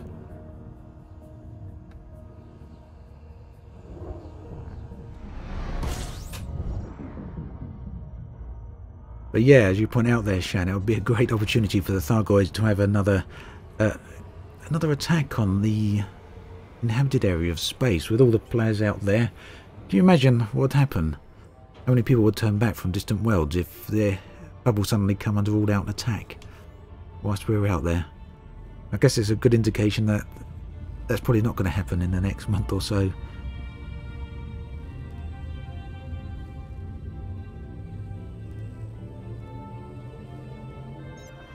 Yeah, that's an interesting thought, Carabundum. A big Thargoid nest at Beagle Point, or maybe a big Thargoid nest at one of the waypoints along the way. They come to feast on us.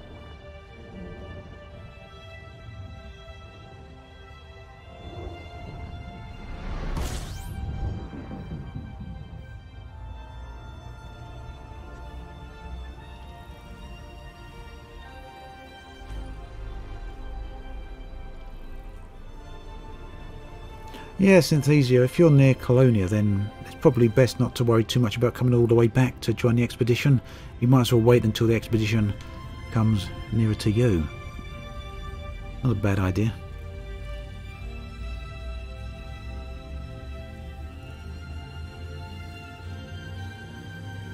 Be pretty neat, wouldn't it, if after everyone's out, 10,000 people out on Distant Worlds 2 and then the bubble burn. A whole lot destroyed by Thargoids.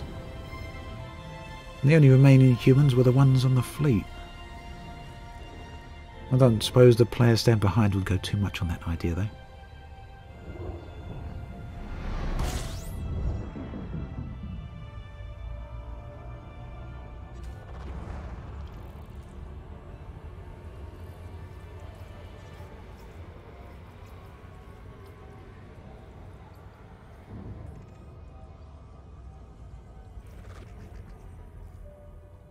System scan complete.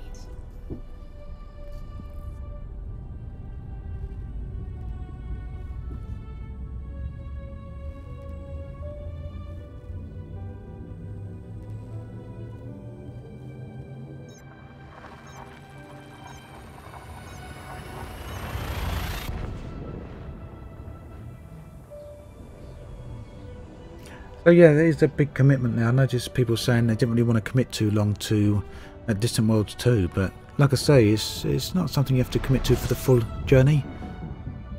If you fancy going along, then just go along on a few waypoints and then turn back. But the alternative, of course, is that you will be able to multi-crew into people's ships, because plenty of people are going to open up their ships for people to multi-crew into. So you don't need to go along on Distant Worlds expedition to actually be involved in it. Yeah, that's it, Shan. I'm going along as the media role, as well as just a good old-fashioned explorer as well.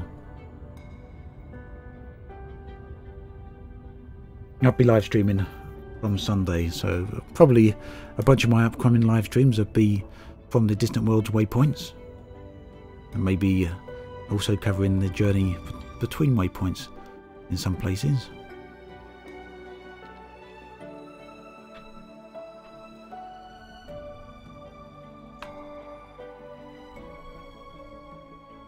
Right, we haven't got too much of interest here by the looks of it.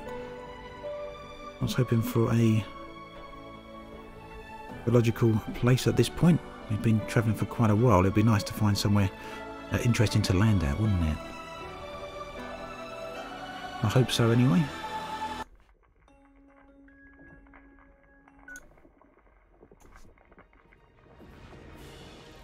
But it doesn't look like that's going to be happening around here at the moment, unfortunately.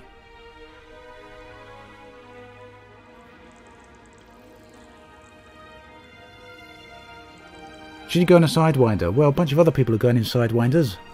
I personally wouldn't recommend it, but you know, if you're adamant, why not?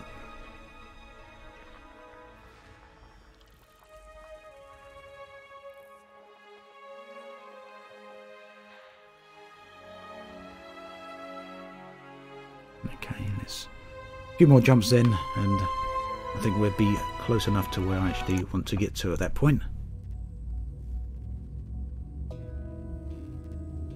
So how will the community goal for the building a new station work? So as far as I understand, it's purely mining. I don't know if there will be other activities involved. Often community goals have more than one activity though, so it's possible. But I don't know the details, unfortunately. Discovery Honk doesn't detect all planets in a system. No. What it does, it numbers them, but doesn't then reveal them to you as such. It'll tell you how many bodies are in the system, but it won't automatically reveal them on the Discovery scanner. You'll have to do that yourself.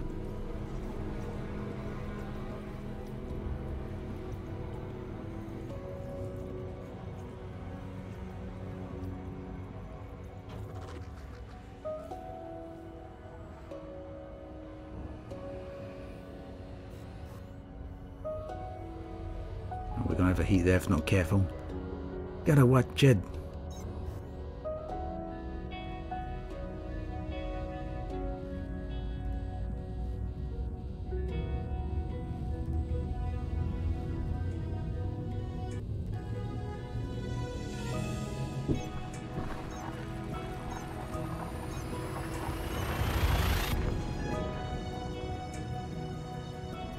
Have FSD boosters been removed from the Xbox?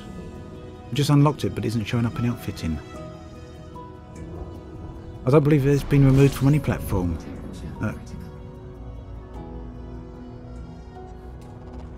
It might be worth having a look at other stations to see if you can find them. If it's not the station you're at, if you've got access to the websites, have a look at eddb.io and you should be able to find which stations are actually stocking them there. That should help you out a bit. So, right, 13 bodies here. Have a quick look and see what we've got. We've got a water world again.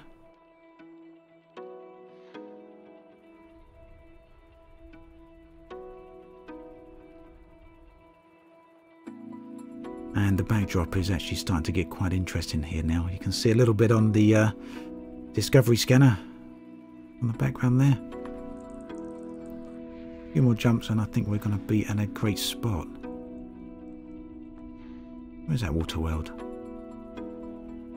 If it's anything like the last one, we don't want to know. It was, what was it, 100,000 light seconds away? Alright, we've got asteroids here.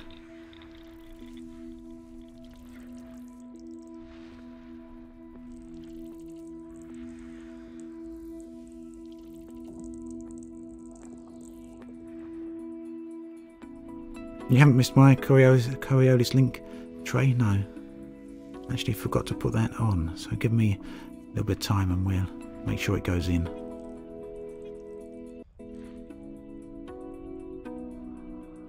Where's that water world?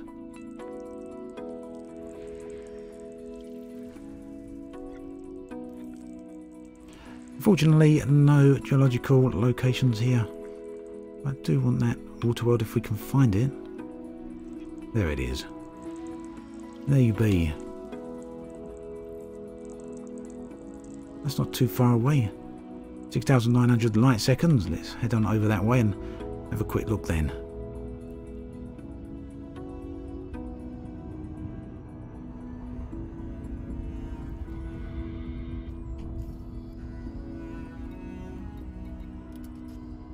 So this is getting very close to the sort of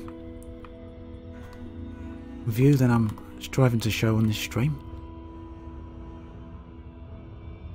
getting very close to being able to see the entire Milky Way below us as we fly up extra high here. Not quite high enough yet, I don't think.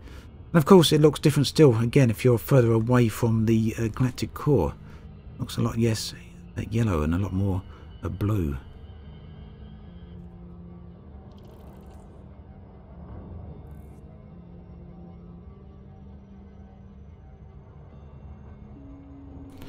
So I think it would be wise to join the expedition without the shield. I think that would be, well, unless you've got enough repair limpets with you, probably not a good idea. At the end of the day, there's going to be a lot of planetary landings on distant worlds. If you're staying in space, then fine. But if you want to meet up on the waypoints, most of those are going to be on planets.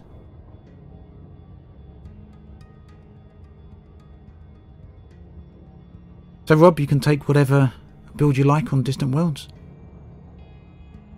If you want to take a Thargoid hunting anaconda, that's totally fine.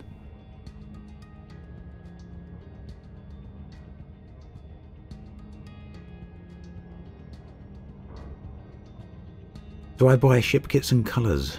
Occasionally, Joseph, not too often.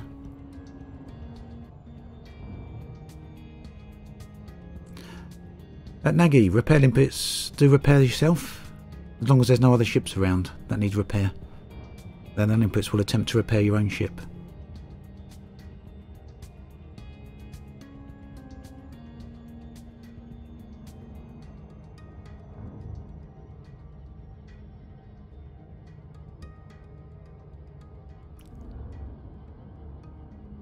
Where'd you sign up for Distant Worlds? Let me get you that link.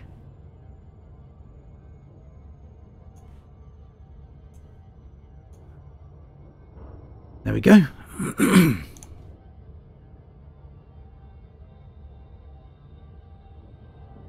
Would I recommend using a federal gunship for Distant Worlds 2? Personally not, but there are other people taking one, so you won't be alone.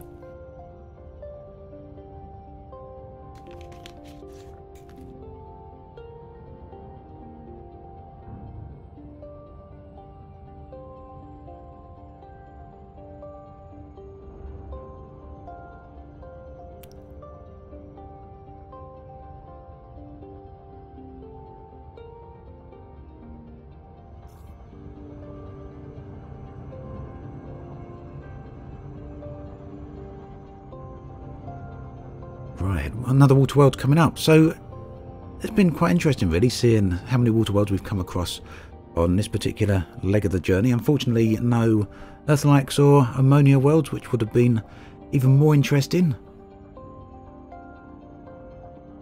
We can't grumble at this.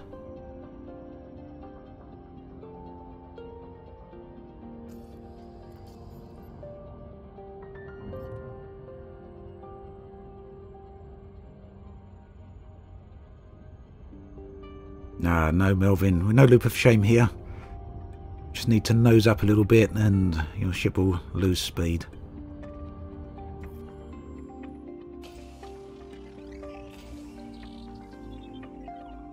We should better do this with 6. The reason I'm doing this is because they're worth quite a bit of credits. And I haven't got a lot on this account.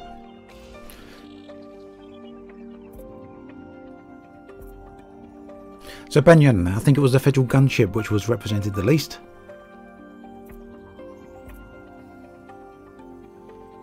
So Dry, this Wolf, this is an old account, but I do have an account specifically for Distant Worlds, yeah, but not this one.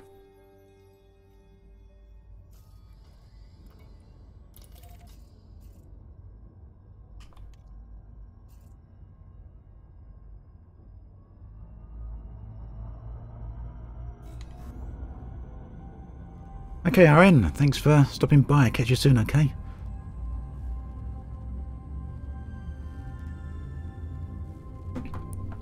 Well, depends what the water tastes like, Bitstorm. It might be a water world with ammonia atmosphere.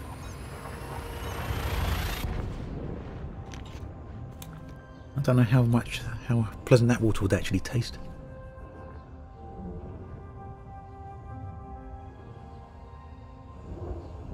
Yeah, I'll take a break in a second there.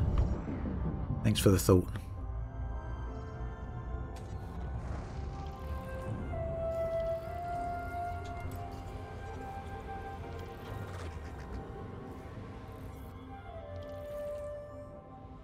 Hey there, Game Tech. Yeah, I'm good, thanks. How are you doing? Haven't seen you here for a while. Hope you're okay.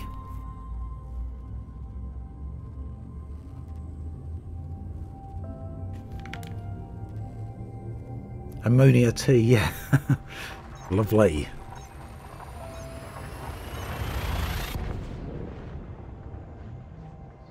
Oh, good to hear, Game Tech.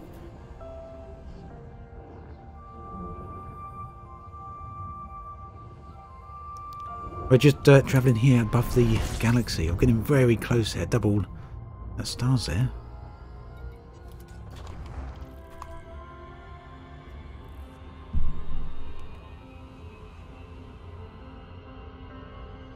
Yeah, and you can see now just every few jumps is making quite a lot of difference to how the galaxy is appearing to us.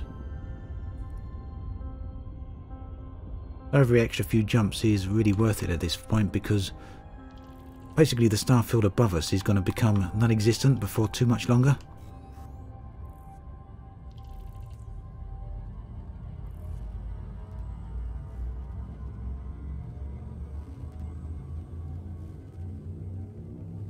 Our Paradise, you'd like to know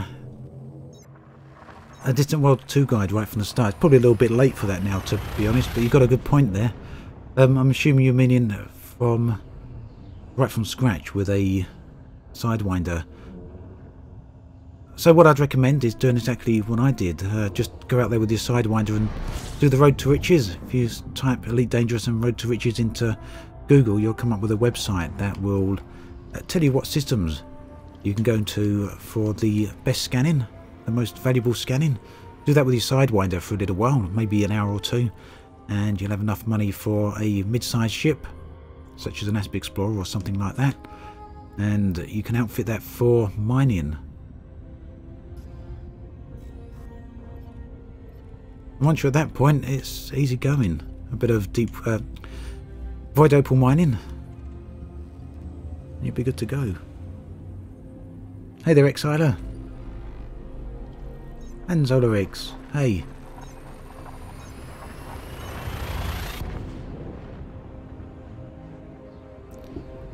Itch, the music's listed in the video description over there.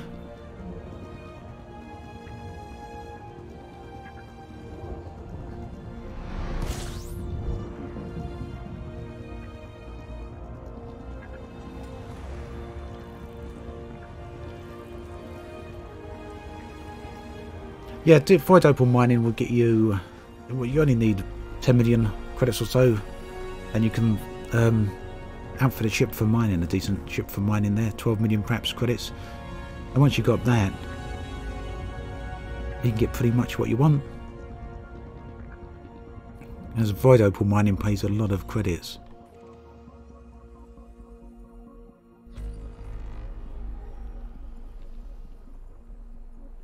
Ah, Paradise. So you didn't have the exploration rank after an hour of gameplay. Yeah, so if you spend time in a Sidewinder, just doing Road to Riches, you'll get the rank that you need.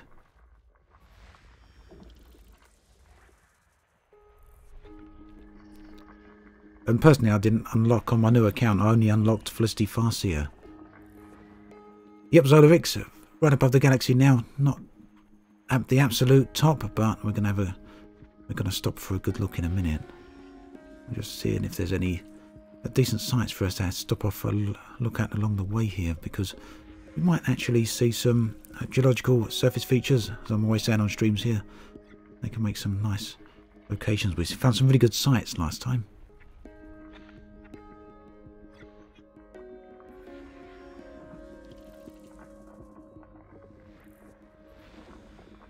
But volcanism seems to be pretty limited at the moment. I've found more water worlds than I have worlds with volcanism. But unfortunate.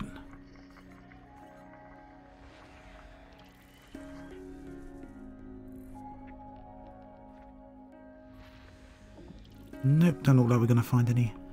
Yeah, does it? Okay, a couple more jumps in. I want to try and get this star field above us as dark as we can get it.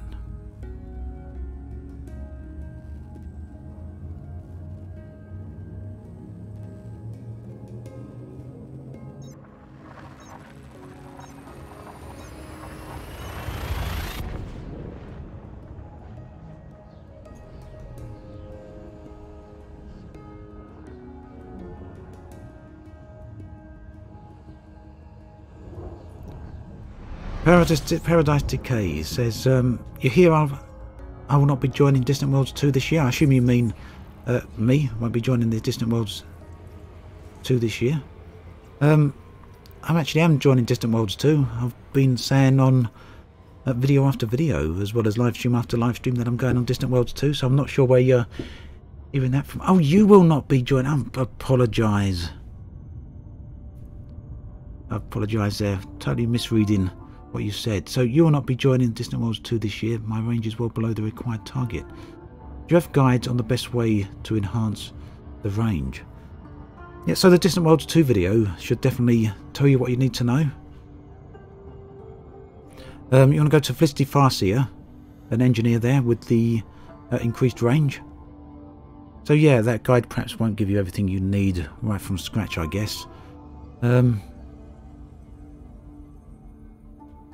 You're going to need to gather certain materials for that, but there's a few locations you can go to for the materials.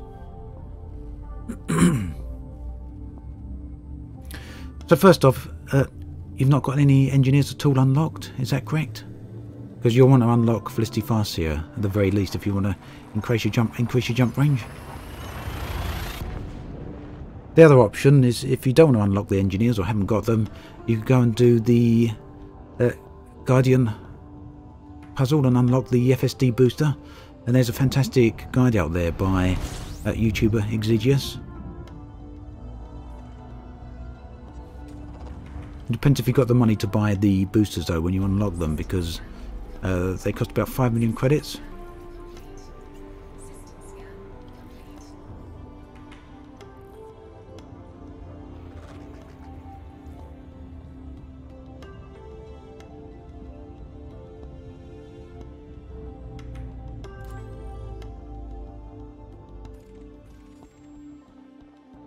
Said 4 bodies, must have been 4 stars, I guess. I'll get that link for you in a second for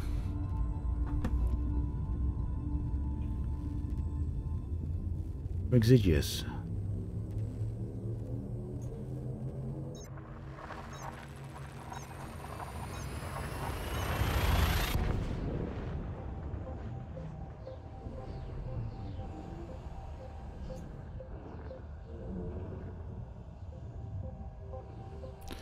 If I don't crash into the system here. There we go.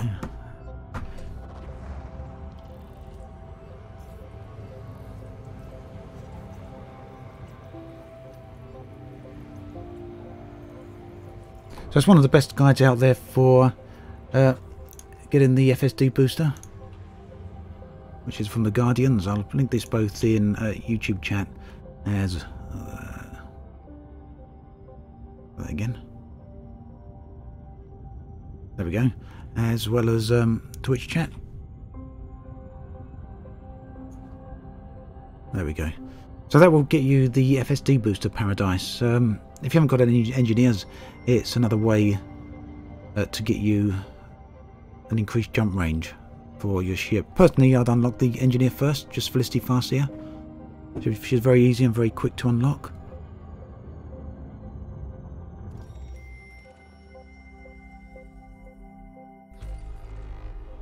But if that's not an option, then yeah, just definitely go for the FSD booster, but it costs a bit of money if you're on a new account.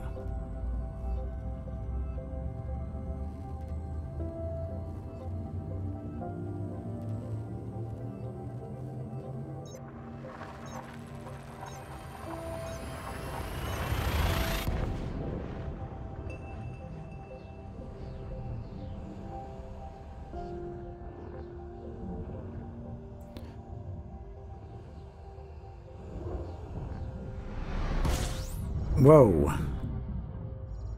Look how that's affected the colour of the HUD.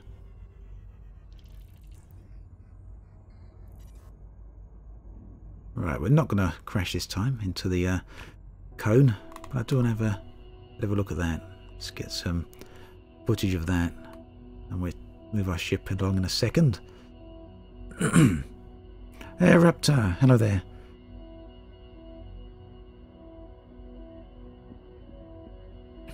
How are you doing?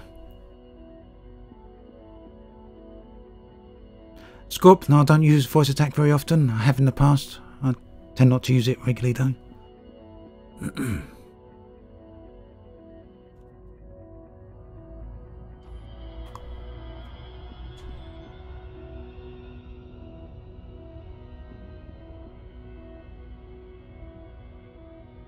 So a crazy fast spinning star there.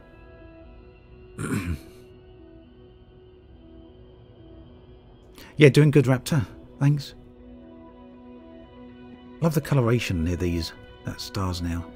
As we get away from it, you're going to notice how the impact of that star actually loses its effect.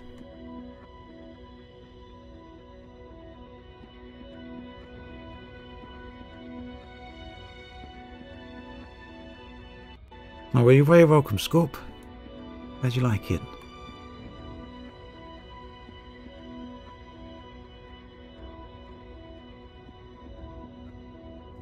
Right, I think we're getting pretty much to the point where we'll actually stop all the jumping and just start looking for interesting sites instead. Raptor, this isn't EDFX. These are the default settings. But there's no graphics mods on here.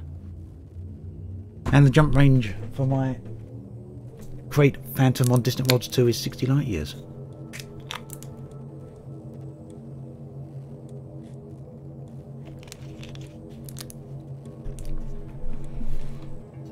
Let's actually cancel that a second. We might find something interesting here.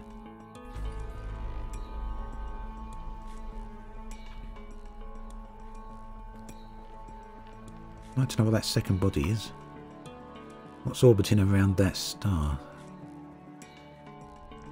Yeah. High metal content world, probably an atmospheric one though. No one with rings. You know what? This far away from the bubble. Let's go see what's in those rings, shall we? I was initially doing an Asp Explorer, yeah, for Distant Worlds 2, but I did a bit of void opal mining and soon had enough money for a Crate Phantom, so I went with that. Freddy Crusoe, yeah, pretty nice locations out here.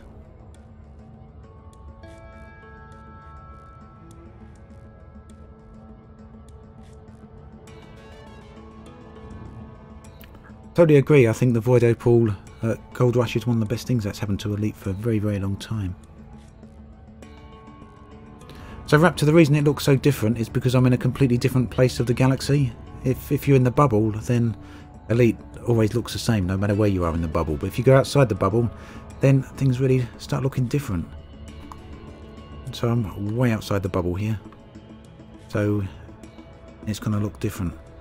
Then was right by a neutron star a moment ago, which was also why things looked a bit different.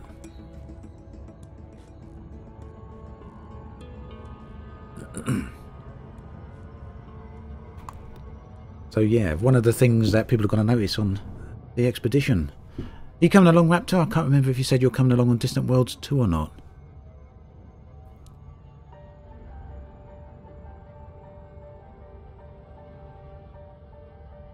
I want to have a look at these rings here now, because interesting spot.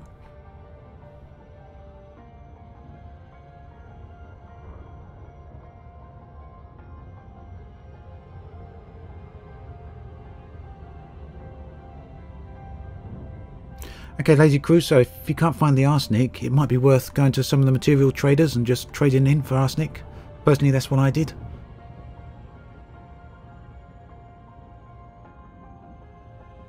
Oh, well, Raptor. Shame to hear that, but yeah, if you're busy, there's not always much you can do about that, I guess.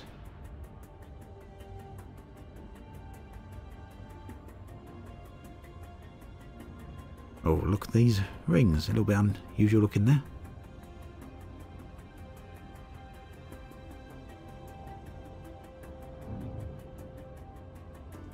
I'm curious, you know, see what sort of hotspots we got out this way.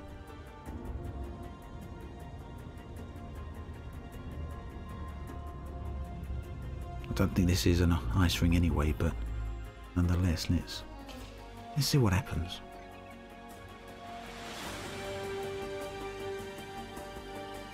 Yeah, I thought it was probably that you were working on. Raptor, how's it coming along? We totally missed the ring. Oh no, we hit it over the other side.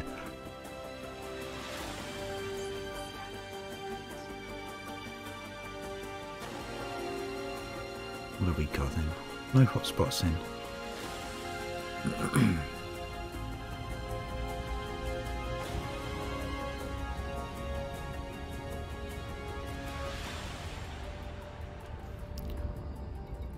Not a bad location nonetheless.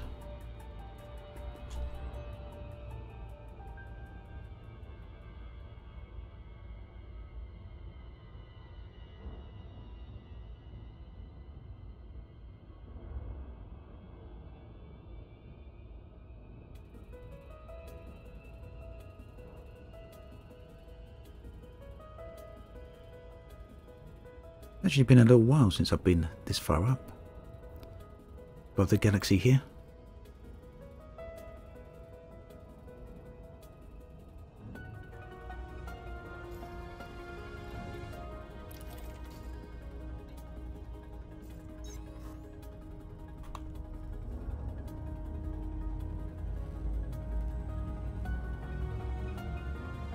Yeah, Dan, the station that's being built for Distant Worlds 2 is, as you say, it's going to be near Sagittarius A, and the plan is that will stay there, yeah.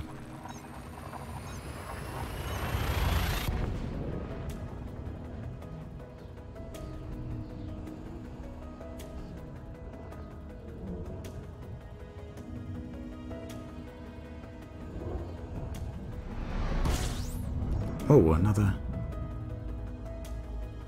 star killer. Or a killer star. We're not careful.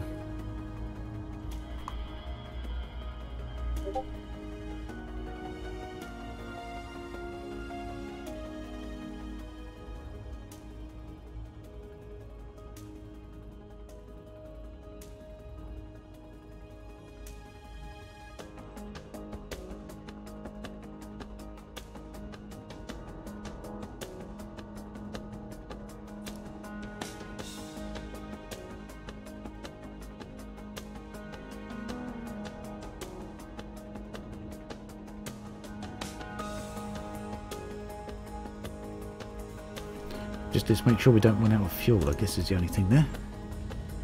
Whoa. Or overheat. A little bit too close to the star still.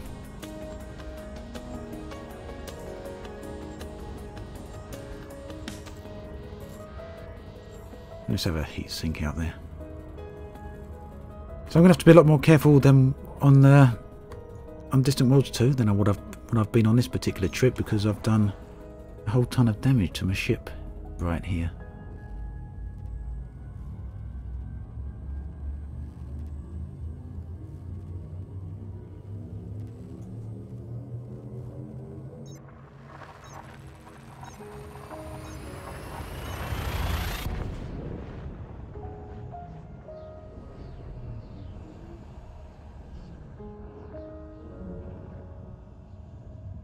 Yeah, Zane Kata going on Distant Worlds 2 with 10 light years. I think that's really ambitious of them to do that, these people.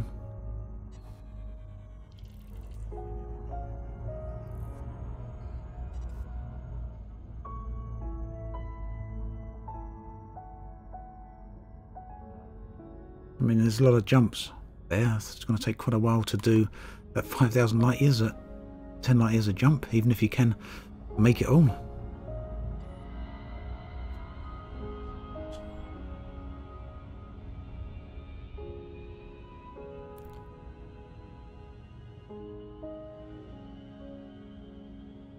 I kind of missed that there. Unfortunate.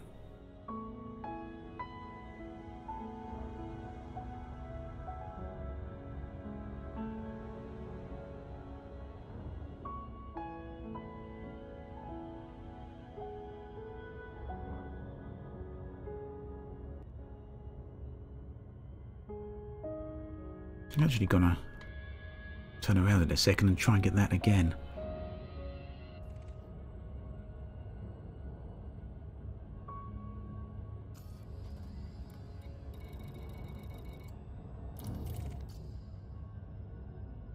Let's try and get some decent scenes out here, as and when you can, which happens from time to time, but we don't want to fly past the star too fast here.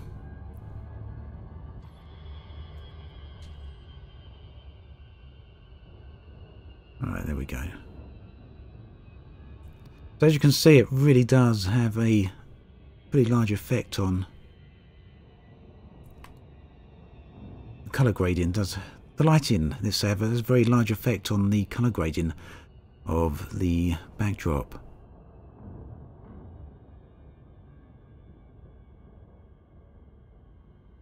Doesn't it? First time I've really noticed this, because I haven't been up above the galaxy here since the update.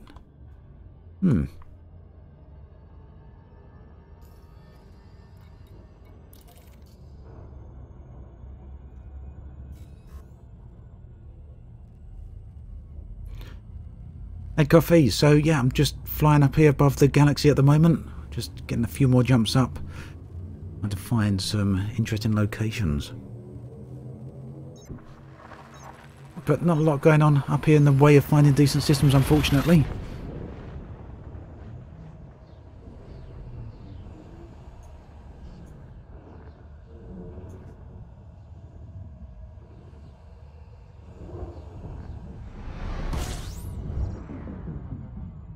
Right.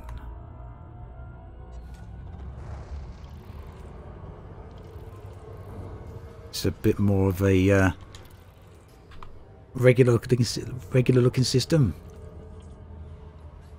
Ah, Ryan, thank you very much.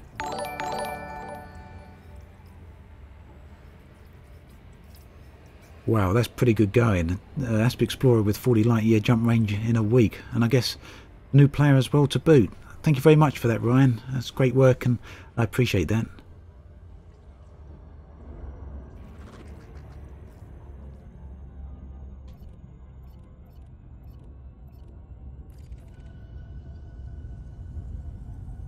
But yeah, the starfield here is starting to look a little bit more like back home in the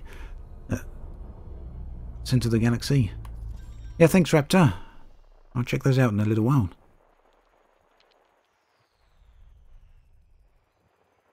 Alright, just some icy bodies here.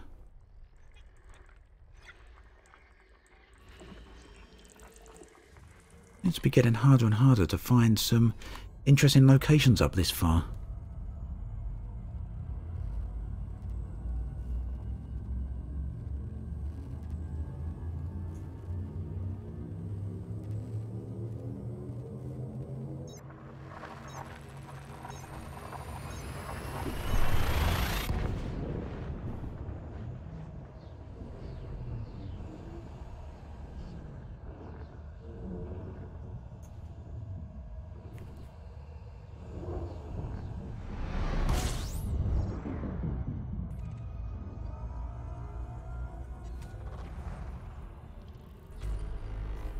Let's see what we got this time.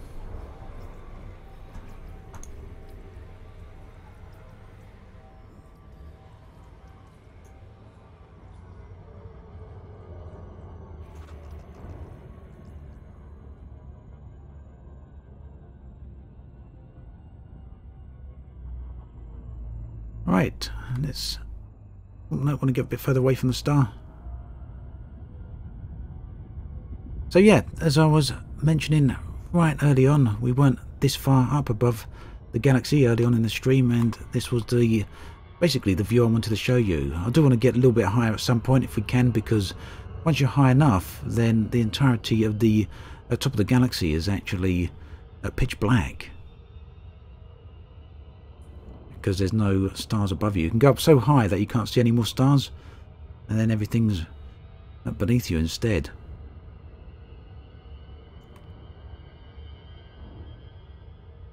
But yeah, pretty interesting view up here, I think.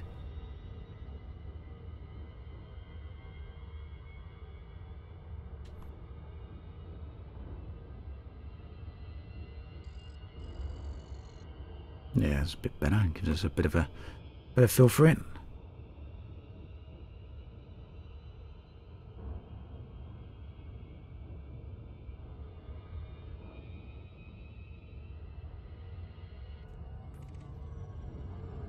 Just gonna check what we got here, and I think we're becoming very close to ending this particular stream for today. We got where I wanted to get, and the next stream, of course, is going to be at Distant Worlds 2 and the launch. So I might be streaming a little bit later on that day.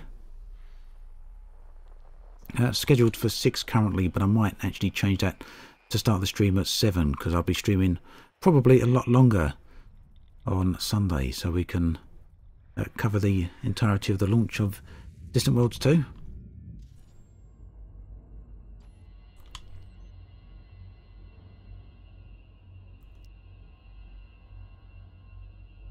Yeah, great. So yeah, I'm going to leave it here today. Thanks everyone for stopping by. Great everyone joining in there on chat. Really nice to have you all again. Thanks to Rory for becoming a member today, and thank you very much to Ryan just now for that really nice donation. Very much appreciated. I'm going to catch you all again on Sunday. I hope you're all here. I'll be streaming again on YouTube as well on Sunday. Now sometimes Sunday is my Twitch only day, but this time it's definitely going to be YouTube and Twitch as well. We've got a lot to cover, a lot to take a look at. At the start of Distant Worlds 2 is going to be a pretty big event, so I'm very much looking forward to it. Hopefully we'll see you, some of you in the area as well. I'll be streaming from the FleetCom private group. So yeah, will I share my Crate Phantom build? Yes, sorry, I was meant to go and get the link during the stream. What I'll do, I'll paste a link in the stream chat, not stream chat, but the video description. Once this goes to a video on demand, I'll put the link there for everyone to take a look at. Okay. For those over on Twitch, we're going to go and raid someone. Let's have a look. Yeah, let's raid Bognogus today, I think. There we go. And for everyone else, I'll catch you all next time. Thanks again. I'll see you all on Sunday. Take care, okay? See you soon.